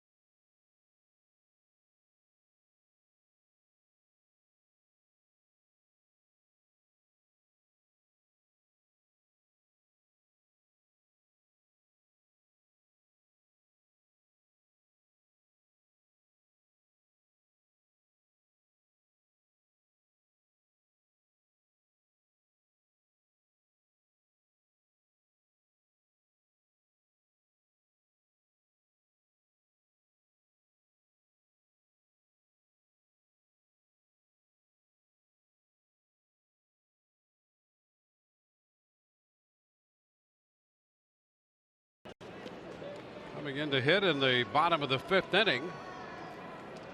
And they'll face a new pitcher, Jesse Chavez, out here. They see a right-hander now as Malik Smith takes a fastball outside. 1-0. 4 innings for Perez. Perez got 8 runs, 7 earned on 10 hits off him. Malik Smith had 2 of those. And a bunt single and then a double and scored a run. Chavez on for the 5th time.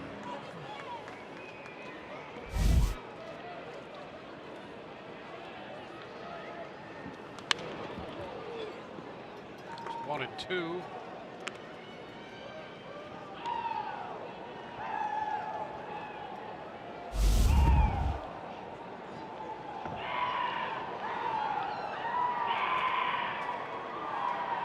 Joey Wendell will be next. Down to third, comes up on Beltre and away from him. No play, and that's going to be a base hit for Malik Smith. So he's 3 for 3 tonight. He hits the ball hard. And another hit the other way. And this one has Adrian Beltre right in the crosshairs. All he was trying to do is defend himself. Not going to be able to get it out here, just protect.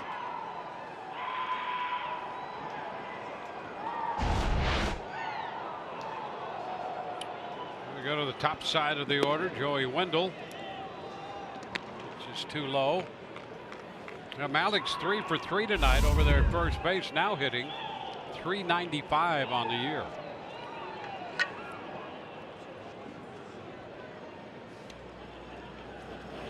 Swing and a miss. It's 1-1. It's been a good night so far. Yes, it has. Up here eating some sandwiches, calling great plays. A lot of runs scored. Good night. Very. Yeah, I could stand to have a lot more nights like tonight. Yeah. You know, can't put a couple of these nights together. A lot of crooked numbers. Left side of that raised box score, a lot of guys chipping in. Sustained constant pressure. Wendell looks at a pitch around the knees, 2-2.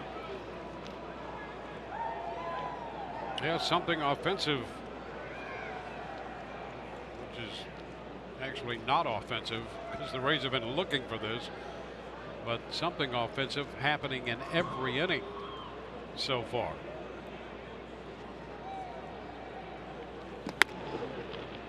Full count, 3-2.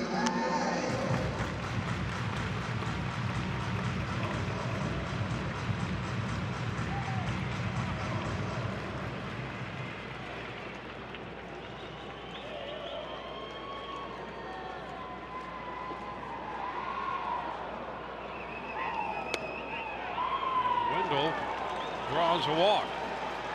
Boy, he has really quality at bats and would not chase that pitch. So he's aboard, and the first 2 men on for Adeiny Echeverria.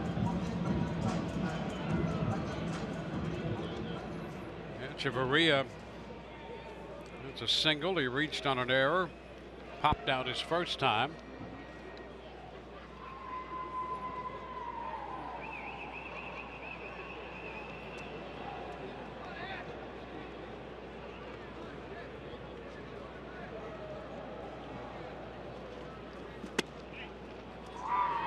Takes a look at a fastball. Strike 1.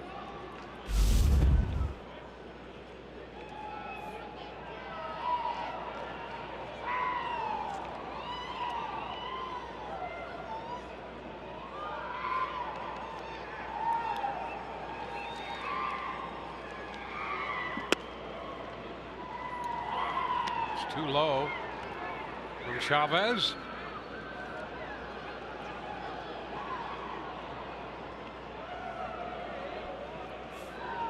Chavez has pitched at least 2 innings in all 4 of his appearances this year. Maria trying to lift that one, missed the fastball. Now 1-2.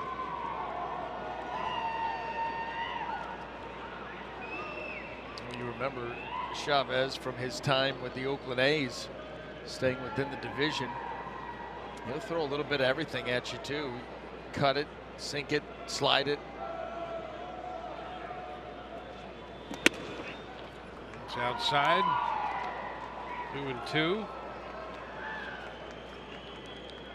Well, he's given up runs in each of his 4 appearances and has put the first 2 men on in the 5th inning of this game.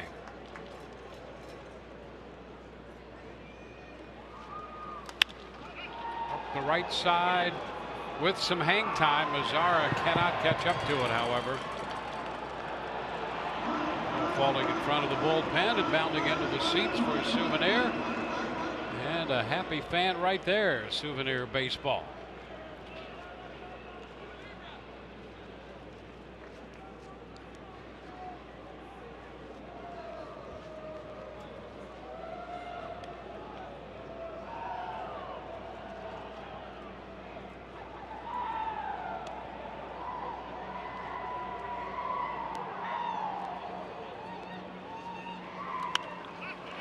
Got in on Echeverria a little bit as he fouls it.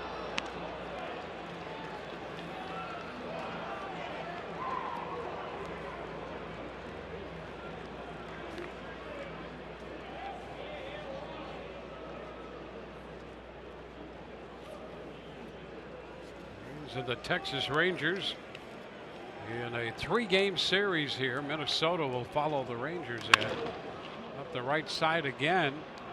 About the same spot. And a great catch. How about that catch? Stan Borowski showing how it's done. Just behind the guys in the bullpen. Everybody coming to play here tonight. Yes, they are. And here you are, being the great guy that he is, hands it off to a young fan. Up the right side, more action down toward the bullpen. Mazzara over and toss that one into the stands. Boy, that's a place to be for a souvenir. A young lady this time. Here's the catch by Stan Borowski, the Rays bullpen coach. I mean, just calm, cool, and collected. That's how he rolls right there.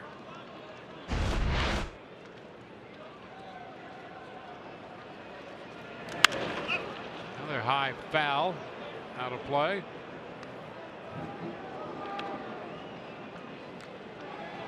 Echeverria distributing souvenirs.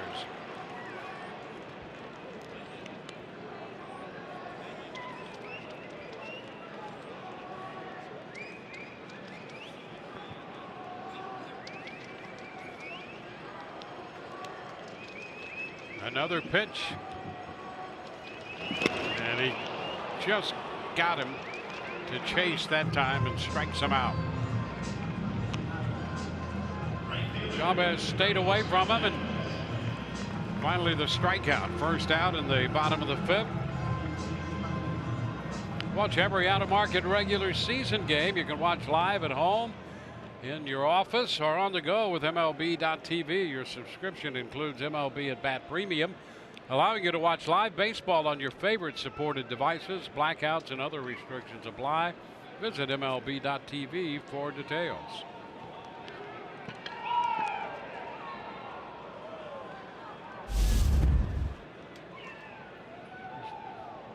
Carlos Gomez.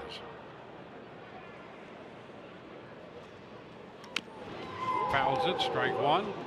You see Jesse Chavez right there starting off Gomez with the the off-speed pitch, taking some off of it, realizing how aggressive he is. I have not seen that pitch from him yet. A lot of sinkers, a few four-seamers. Too low, covered up by Chirinos. It's 1-1.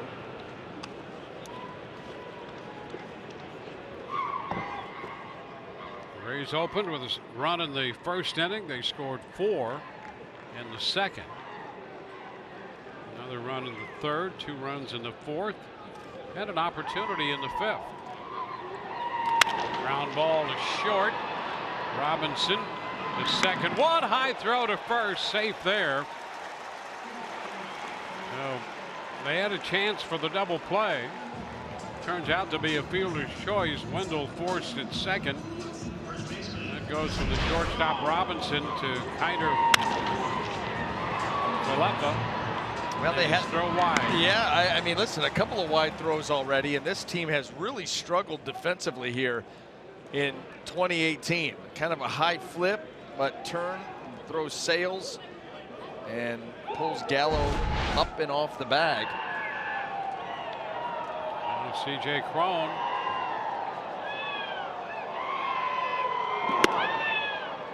That's a strike. Yeah, that's the kind of thing, if you're a pitcher, really kills you out there. Because you throw the double play ball to get you out of the inning. But you're still out there now with men at first and third, and you're facing a cleanup guy who's already homered tonight. Yeah, it definitely is frustrating, and that has been the way that the night has gone for this Ranger team. Ground ball to second. That's going to end the inning. Throw on the money. No runs, a hit, couple men left. Through 5, 8-1 Rays.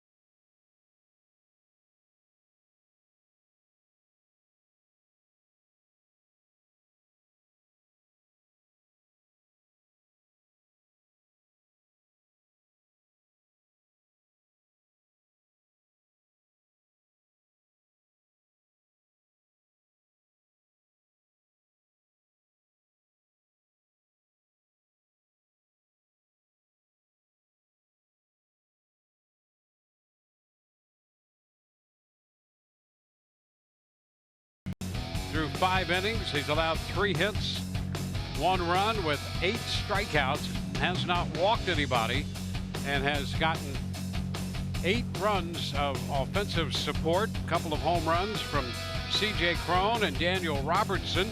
In the 4th inning, the Rays scored 4 runs in the second when they batted around. So it's been a good night for the home team here at Tropicana Field this evening. And we go to the 6th, top of the order for Texas. Pitch count for the Rays lefty stands at 80. And the first pitch to Shin Soo Choo is a ball, 1-0.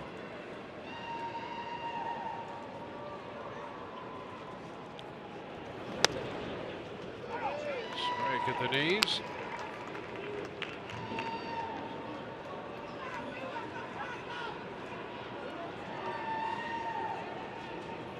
Chu will be 36 years old in July. He takes the breaking ball for a strike. 1-2. Curveball there. You got the shift change. Put the man in motion. There's Echeverria moving all the way over in the hole deep at second base. And there is Ball 2. Boy, that pitch. I was with Rays ya. thought they had the strikeout. So did I. Yeah, well, I'm right there too. Good breaking ball down and away, and Ramos kind of popped out of there like he was trying to sell it. Well, the count is full.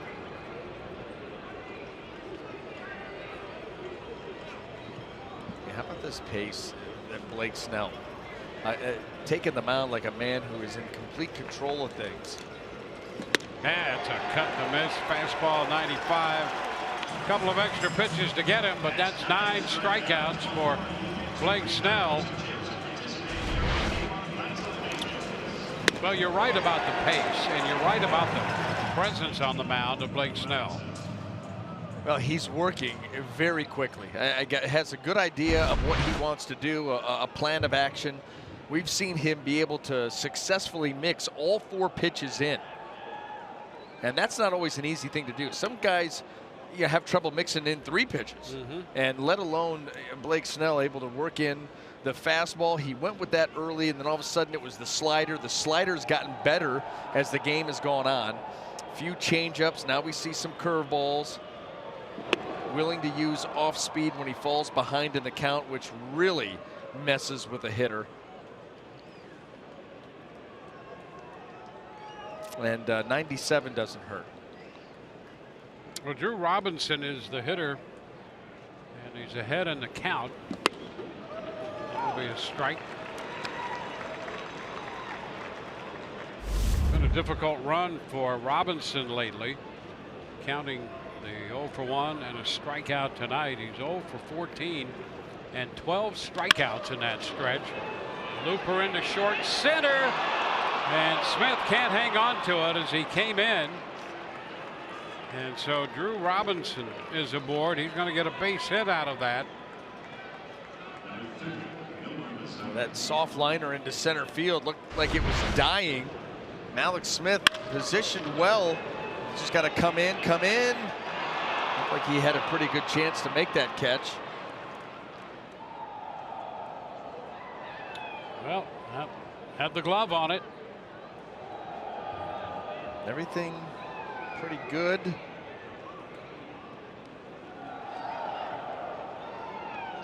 Then not. Here's Mazzara.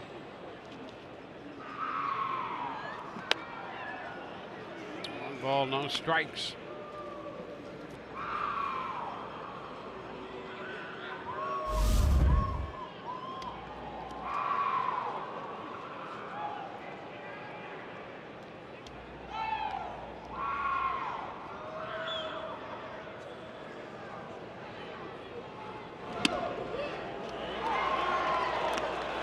Strike on the inner part of the plate, 1-1.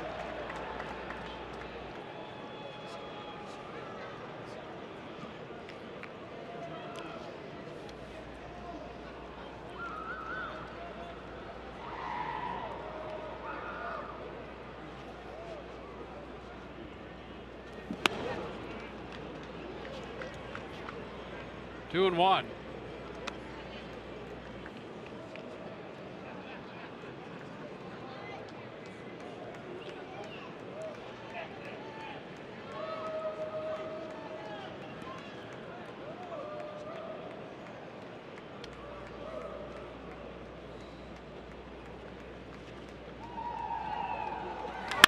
Ground ball, second. Wendell Echeverria one. That's how it's done. 4-6-3 on the double play. Bottom of the 6th inning. Coming up, 8-1 Tampa Bay.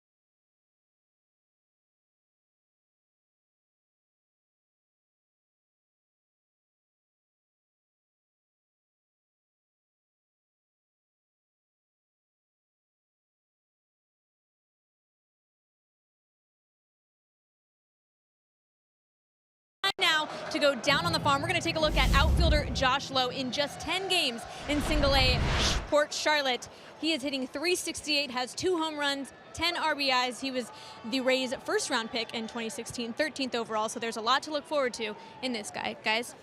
All right, thank you very much. Good report from the farm right there. Wilson Ramos leads off the bottom of the 6th. Everything tonight from the Trop.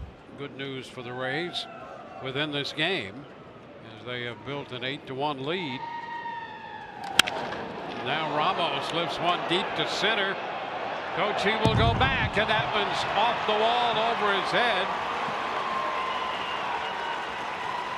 Into second base goes Ramos. Leadoff double, and Ramos has himself a 3-hit night. Got that one airborne. Oh, another well-struck ball. That pitch ends up middle of the plate. Didn't want it there. Wilson Ramos right down and threw it. I think he thought he got it. It's close. You see liftoff.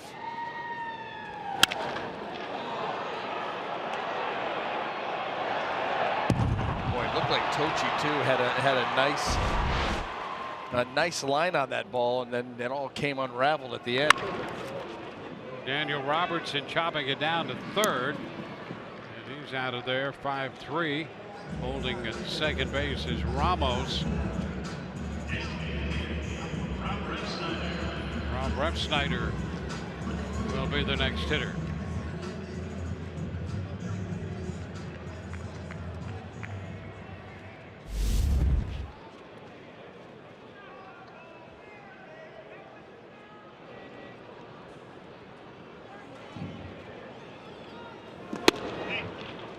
A strike on the outside corner.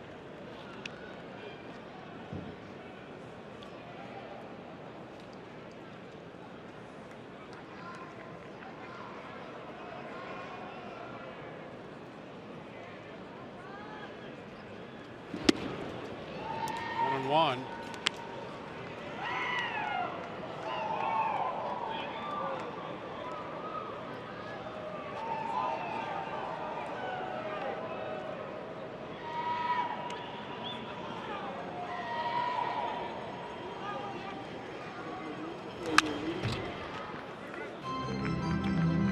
Snyder's walked and a fly ball to center. He's been called out on strike. Scored a run when he walked in the 4-run second.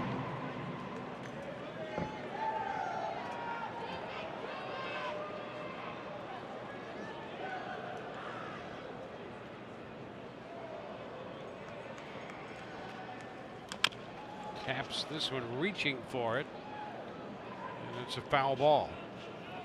Count still a ball, 2 strikes.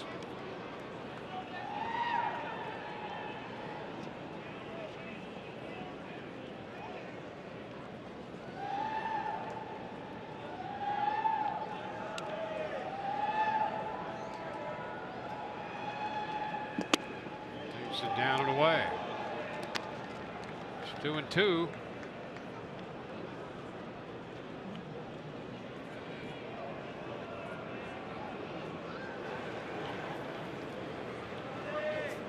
Wilson Ramos, the runner at second. On deck, Johnny Field.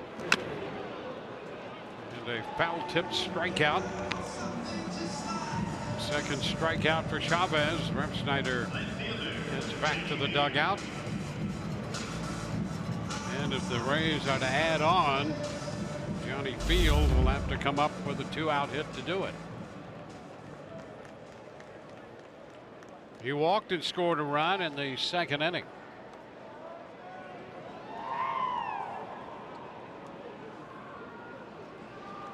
Pitch is low, 1-0. Well, the Rays just added Chi-Wei Hu to the bullpen, and he is up.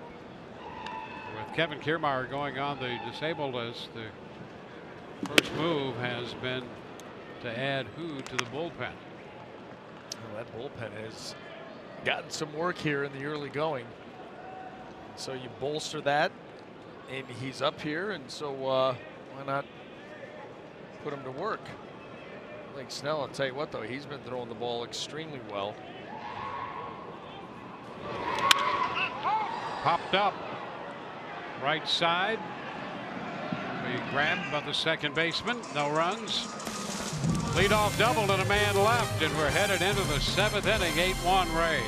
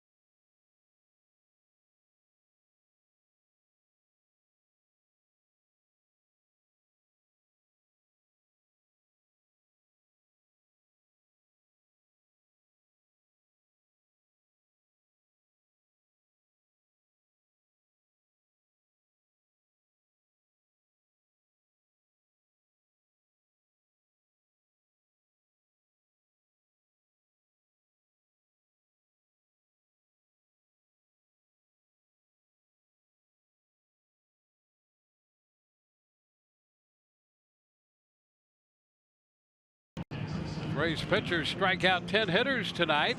Visit CanesStrikeout.com for a printed home voucher to take to Canes Furniture within 7 days.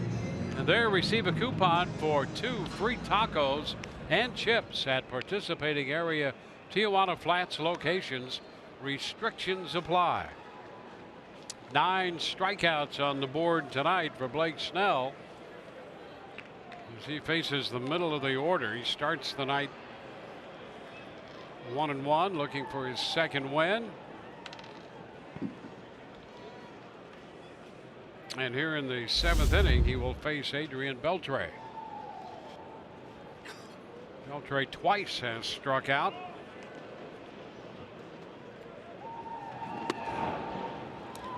Pitch, a fastball low. Gallo next, and then Nunez. The reason you see who up is the pitch count. 95 pitches, and this is coming off that outing where he went 114 his last time out in Chicago.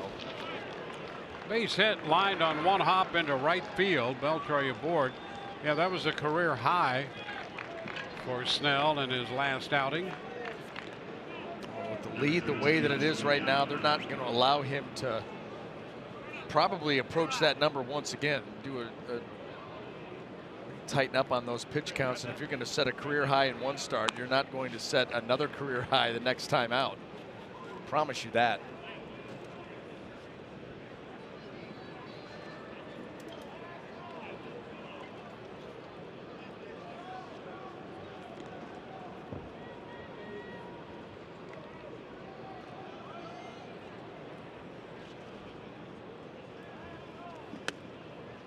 Pitch is low to Gallo. Gallo accounting for the run with a home run to center field. Hit the D ring out there and went out.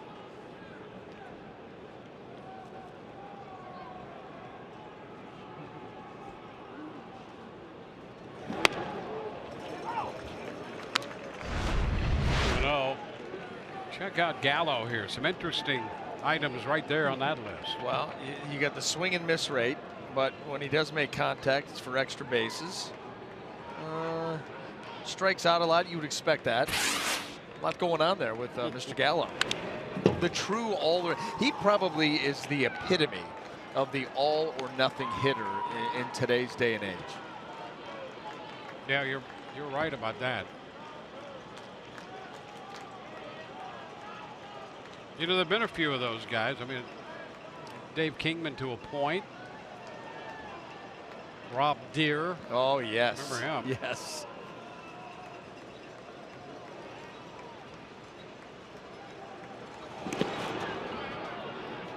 Counter goes to 2-2 on Gallo.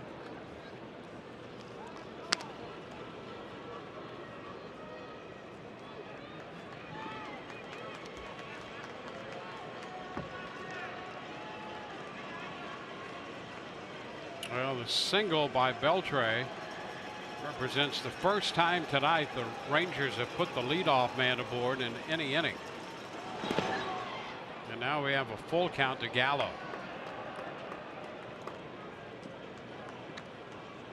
So the pitch count over 100 now, just over. Nunez is on deck.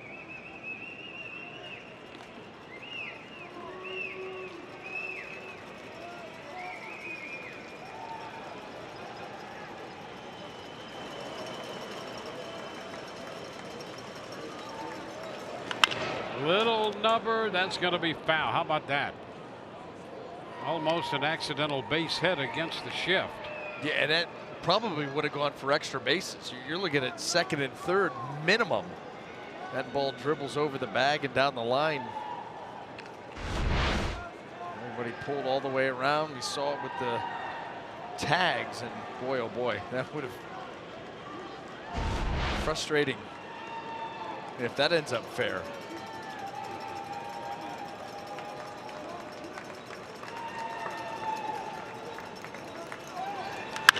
High fly ball to left.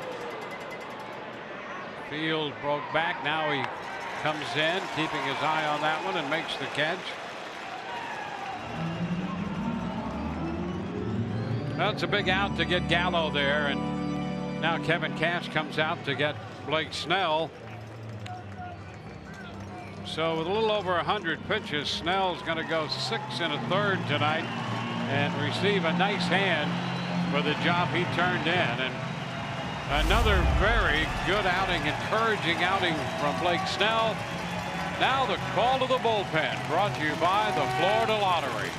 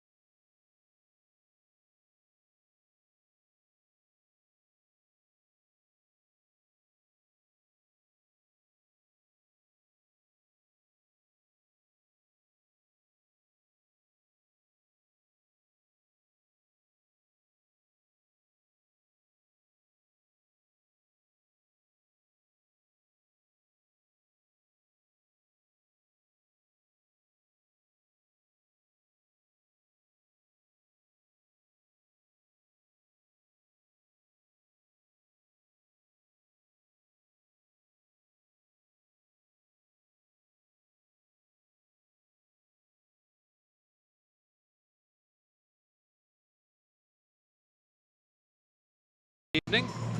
It's good to have options, and that's why the Florida Lottery has over 70 unique scratch-off games. So add a little play to your day with these new games. The Florida Lottery. It's your ticket. Claim it. Must be 18 or older to play. Play responsibly. Well, Blake Snell twirls another tremendous ball game. There's one of the sliders early on, the good fastball to get it by Gallo. There's the curveball. Everything came into play. That slider got better as the outing went on. He continued with a great mix. Another good curveball off the plate there to Beltre. Saw him mix in some changeups, really keeping this Texas lineup all balanced with everything that he throws at you. And it was fun to watch. Chi-Wei Hu into the game, and Renato Nunez lofts a high fly to center, caught by Malik Smith. So the first pitch from Chi-Wei Hu results in a fly ball. 1 pitch, 1 out. Hu just up from Durham today with Kevin Kiermaier going on the disabled list. 6 1/3. A 5-hit, 1-run baseball for Blake Snell. Here's Robinson Chirinos.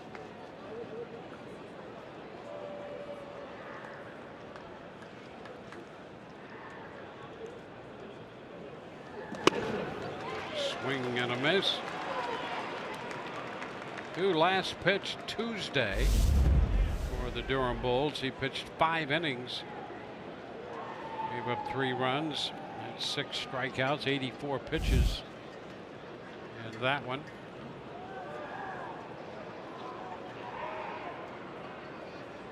And that's a strike. Quickly ahead of Chirinos. Well, Chirinos not liking that call at all. You could see that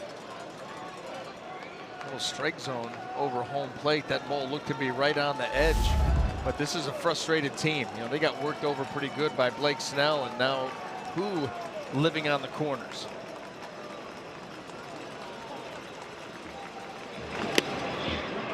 It's low, 1 ball, 2 strikes. Texas has won its last 2 games. A couple of extra inning games in Houston. They went 2-1, taking the series from the Astros in Houston.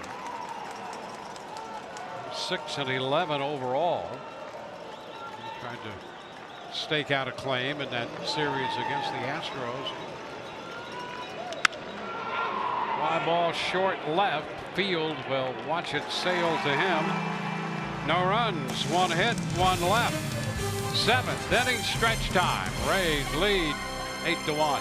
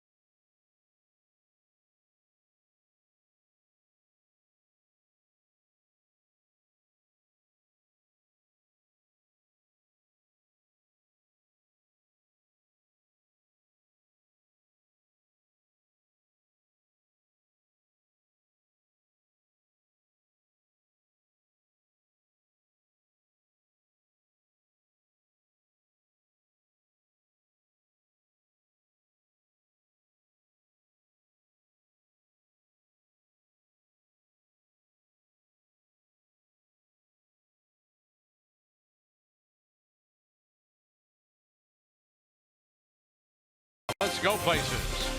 And by your local Honda dealer.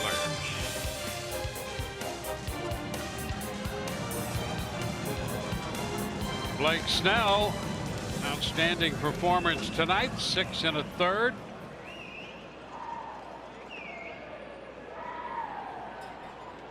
And he got a lot of support. He's leading this game 8-1, coming in to hit in the bottom of the 7th against Jesse Chavez. 2 innings for him so far, and the Rays will have Malik Smith to begin the home half of the inning, then back around to the top of the order. Wendell and Echeverria. Well, the Rays, they served notice early tonight. 6 runs through the first 2 innings. Let Blake Snell carry you from there, add on here or there. Good tone setting game. Yep. For this series, you know, coming off of a very disappointing series against the Phillies, and of course this Ranger team comes in having beat the Astros back-to-back nights in extra innings. Well, that's what a pitching performance like this can do for you. A couple of change-ups here, and Malik Smith is behind in the count 0-2. And Blake Snell showing the signs at 25 of stepping up and delivering for the Rays when they certainly need it. A ball, 2 strikes. And we talked all about the pitches and what he featured in the arsenal, but also the pace, the get it and throw it. A guy out there who's in complete command of the mound and the game. Listen, we're going to do this on my timeline, fellas. And that was it was a pleasure to sit back and watch how he moved it around. Base hit to the opposite field, and Malik Smith is 4 for 4 as he serves that one into left. He got behind 0-2, evened it up, and picks up his 3rd career 4-hit game. But he just continues to use the other side of the field. This changeup stays middle, working its way down and away, but doesn't quite get there because Malik doesn't let it. Been wearing out the left side. Joey Wendell. And the fastball is a strike.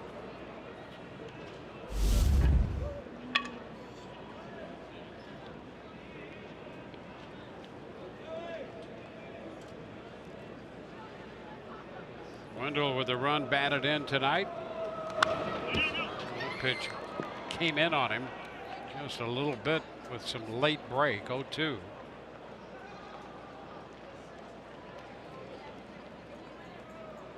Eight runs, 13 hits for the Rays. A run, 5 hits for Texas.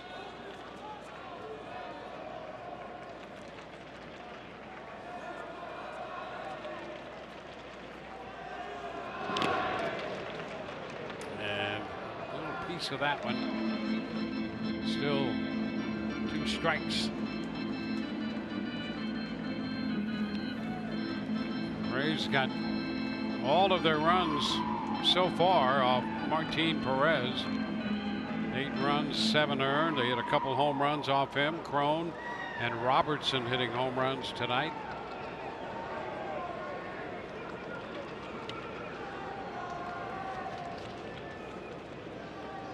So it's down. We've got 3 home runs in this game, and they've all been impressive in their own way.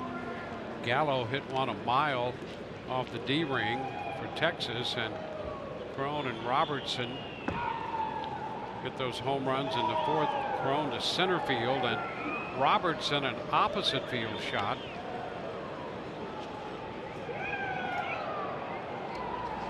Ground ball over the mound, backhanded by the second baseman, and the throw to first.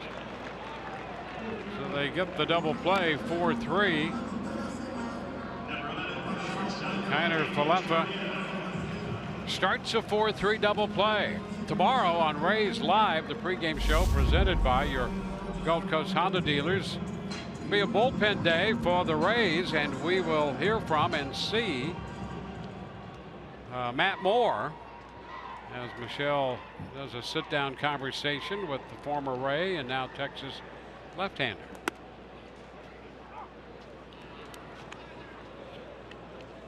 Strike 1 to Echeverria.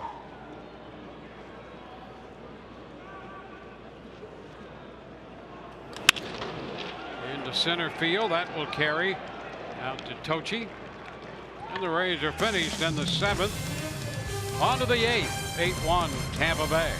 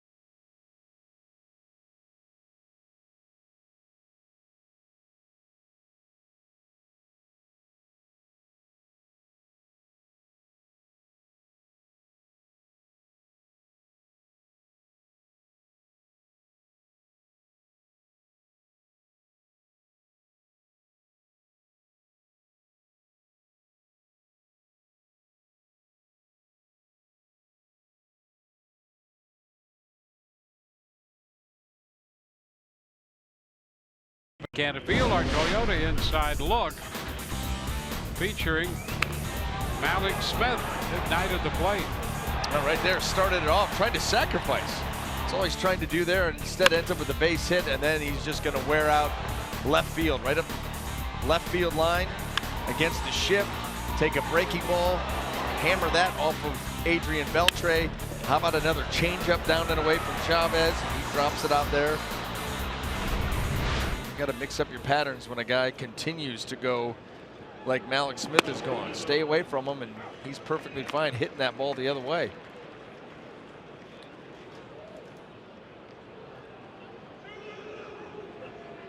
One strike to count. Isaiah Kiner Filepa up here. Lifts it into right center, and that's going to be Malik Smith making that catch. One away in the 8th. Here comes Tochi.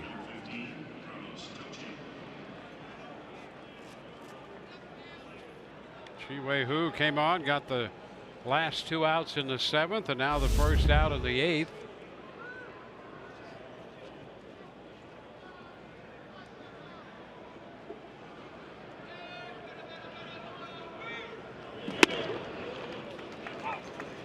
That's a strike.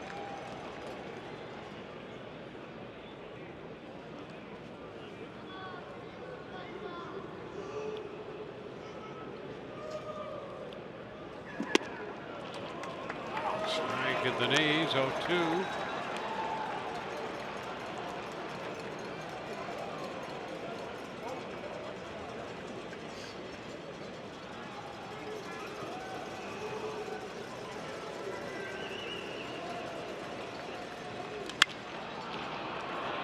Toward left center, and that's Field coming in to make the catch.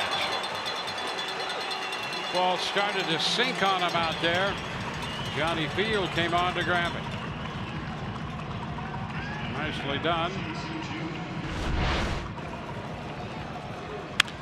And this ball smacked out into the left center field. Just in time.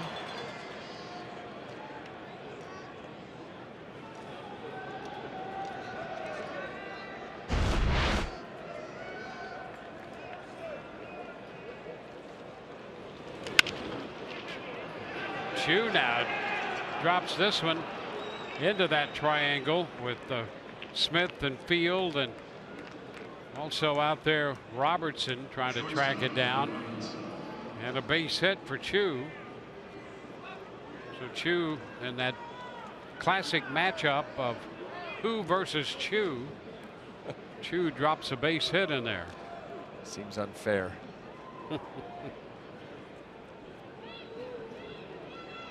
At least on a night like tonight when it's been all Rays. Yep. Should have been able to finish off that that matchup. At least the contact wasn't great. Yep. A little jam shot. Drew Robinson 1 for 2. Snapped a hitless streak with a blooping single into center in the 6th.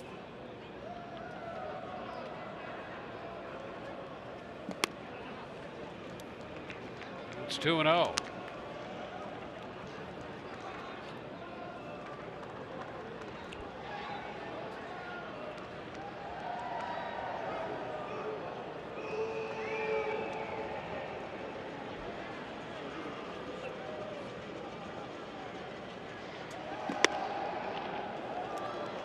Fastball. The count goes to 3-0.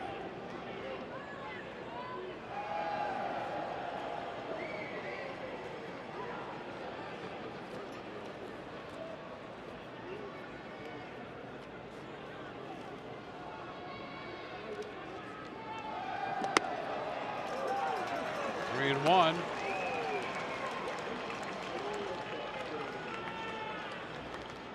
Twenty-four-year-old right-hander. Chi-Wei Hu.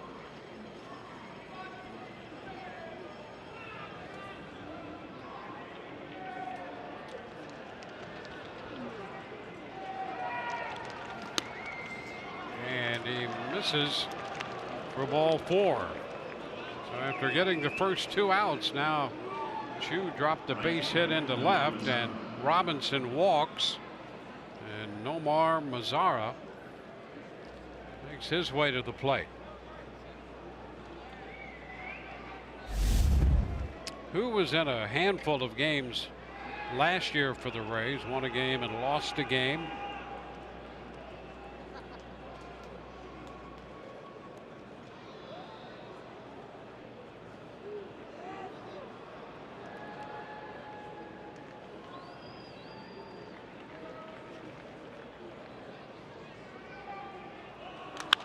And a high foul driven deep, well foul, and well out of play. Strike one.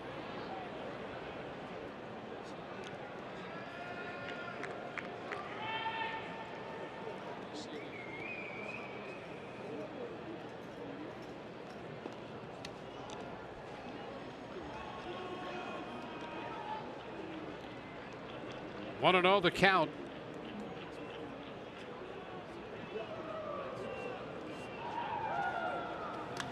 Oh, a long one back into right field off the batter Mazara, and that one's going to get out of here. With 2 men on and 2 men out, Mazara hits his second home run of the year. There was little doubt about that one upon contact. Suddenly it's an 8-4 ball game.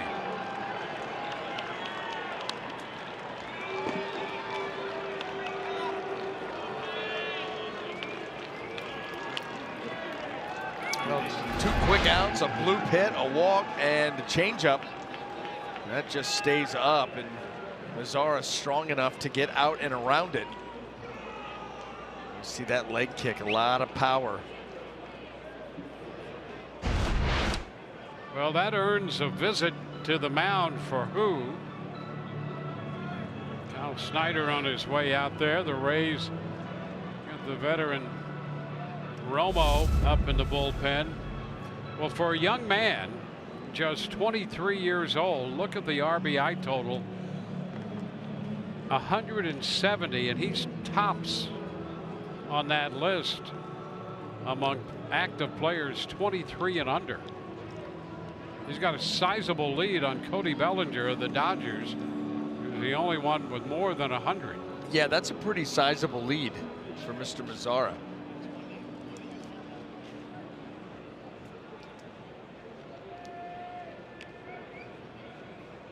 After the visit, here is Adrian Beltre. Pitch is a fastball upstairs. 1-0.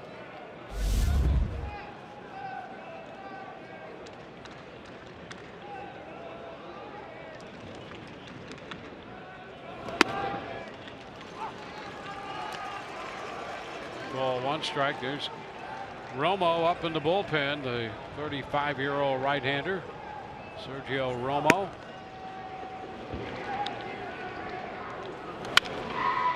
Foul back, 1-2.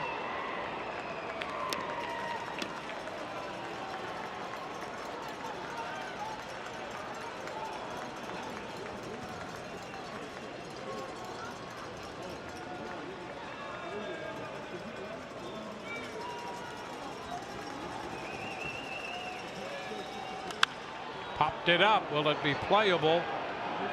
Crone toward the dugout is there to make the catch. 3 runs on the home run. We go to the bottom of the 8th. 8-4 Rays.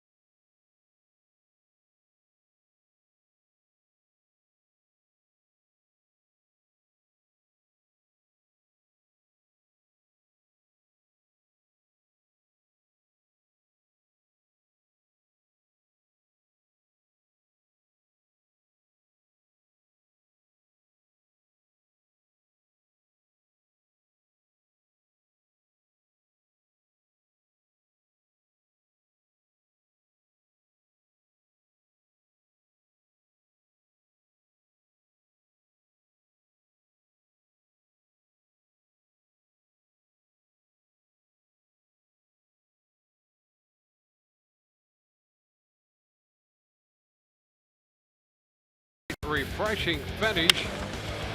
Good finish on that one. Well, he allowed that curveball to break into the zone and then unleashed on it. How about the launch angle of 32 degrees coming up in our camera? Yeah, those are great shots from overhead like that. Yes, they are.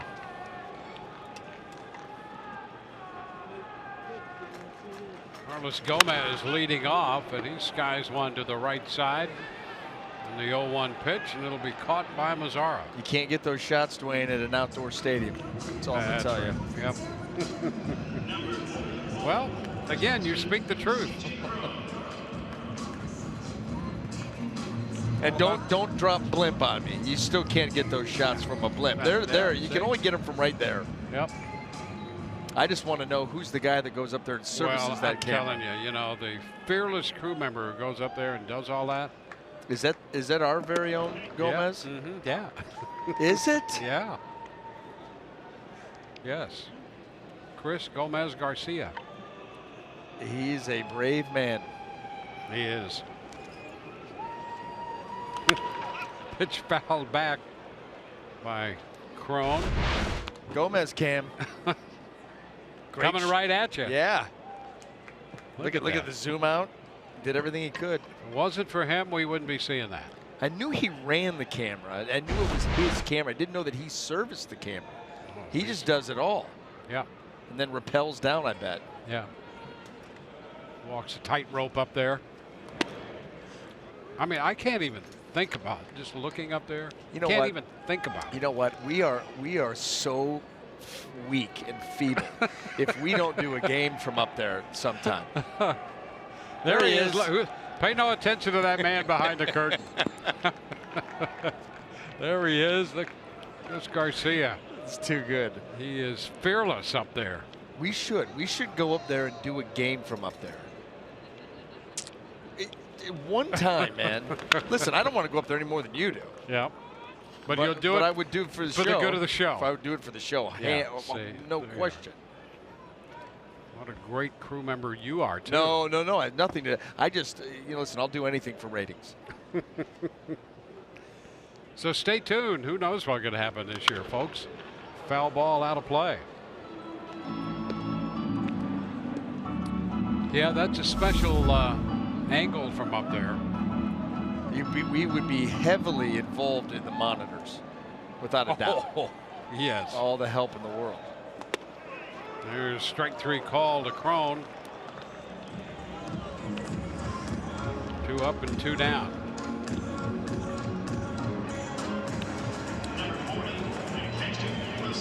So the bases are empty, and Wilson Ramos will be the hitter. Jesse Chavez has worked 3 2/3 in relief of Martin Perez. And that's a strike.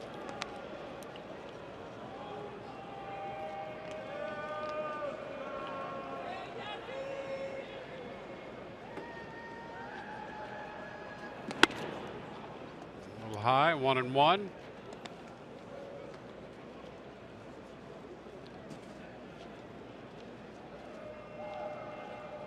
Rays have Alex Colomé throwing in the bullpen.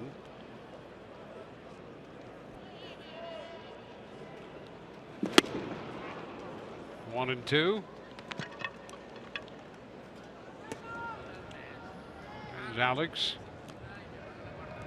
He worked in the Friday game against the Phillies and took the loss.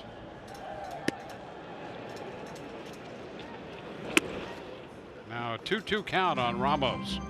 Rays scored a run in the first. They got 4 in the second, another unearned run in the third, and 2 runs in the 4th inning on solo homers by Crone and Robertson.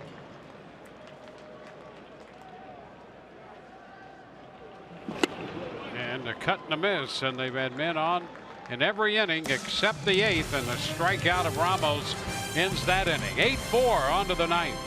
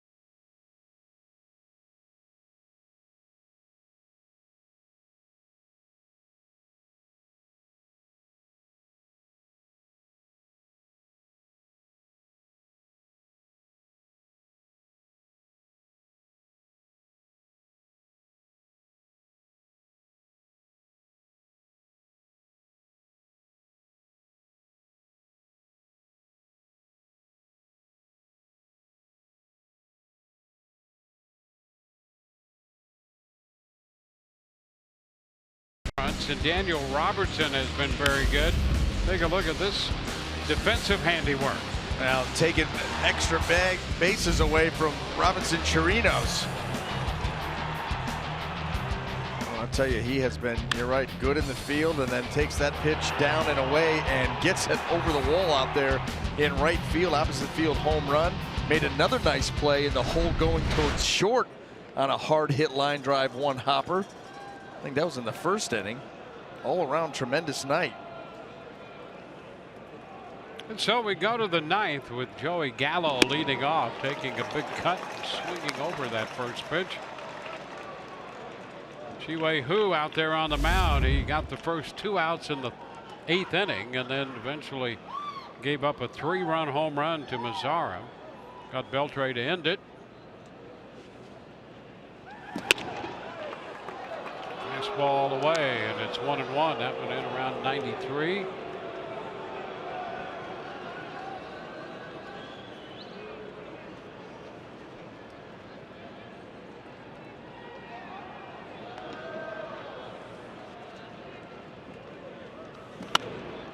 Two and one. The Rays scored 8 runs tonight, 13 hits. They had 18 opportunities with runners in scoring position. Went 5 for 18 with men in scoring position. Ooh, there's a strike to square the count. Texas so far tonight 0 for 2 with men in scoring position.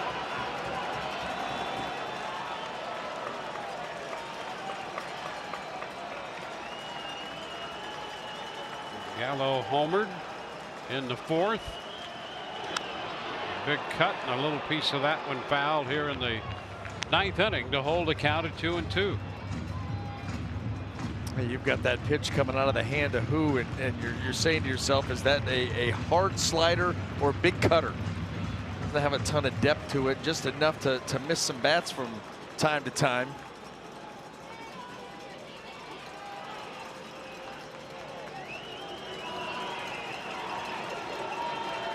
And a cut to miss. He went to 95 on that fastball to get Gallo, and that is strikeout number 10 for Rays pitching tonight. And playing the in and out game. Fastballs away, cutter slider in. And finishes them off with that 95. Boy, look at those fingers behind the baseball. Make it spin. Yeah, he threw that pitch as if he meant it. 95, and he picks up the strikeout. Here's Renato Nunez. And the pitch is a strike.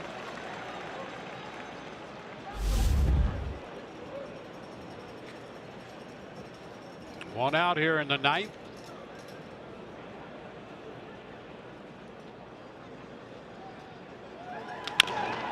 Chopper foul. 0-2. Well, a reminder, Rays Live, the postgame presented by WB Mason. Rich and Orestes along to anchor it. We'll hear from Kevin Cash, and Michelle Margot will provide interviews from the clubhouse.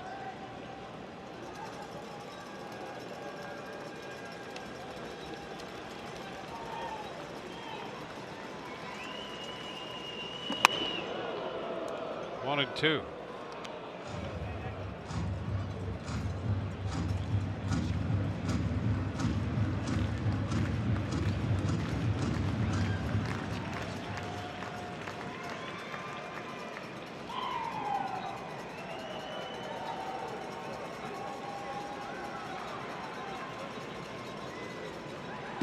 Upstairs. Now 2 balls, 2 strikes.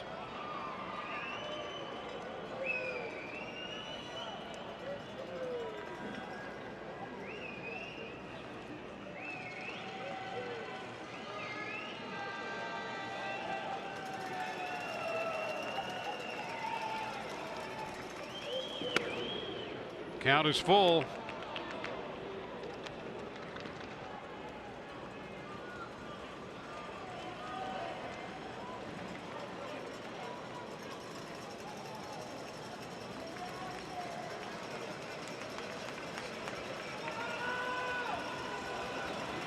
3-2 now.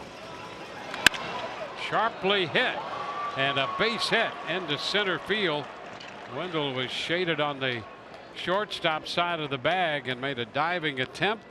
Nunez has a base hit. They had the right idea on Nunez, but he was able to sneak it through, hit it hard enough. We'll see where the lineup gonna get it between those two defenders. Works it all the way out to full and then able to sneak it out into center field. Robinson Chirinos.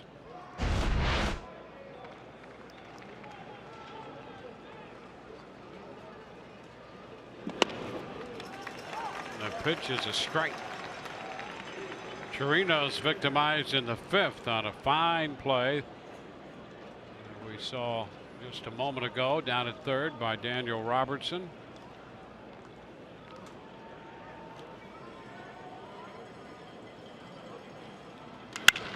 A shot into center field. Mallex Smith with room falls and makes the catch. Back to first goes Nunez. Well, a little added excitement to that one. He was there and all of a sudden he sprawled and made the catch. Here it is. Ball well struck. Back there in plenty of time. I think he's just trying to get the catch probability low and get a 2 or 3 star, maybe 4-star catch for going down right there. It's as if his skates went out from under him. And he still made the catch. Stayed with it, Dwayne. Runner takes off, heads to second, a swing and a miss. So indifference allowing Nunez to move to second. Isaiah Kiner-Falefa up here.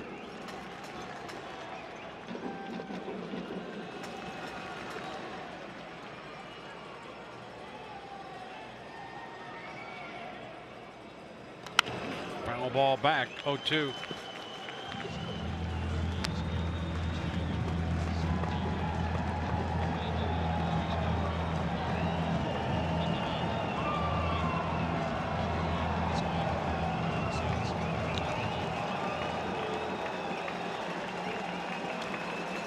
Two strikes the count here on Kiner-Falefa. Pitch to Isaiah is fouled right back into the screen. Yeah, that's that's a long season of Kiner-Falefa. Yeah. Well, there are outlets that only call him Falefa. His last name is hyphenated, Kiner-Falefa, as you see on the back of the jersey there. I think he scored a goal last night for the Kings. I think, or maybe it was Tochi. Pitch is a ball. It's 1-2.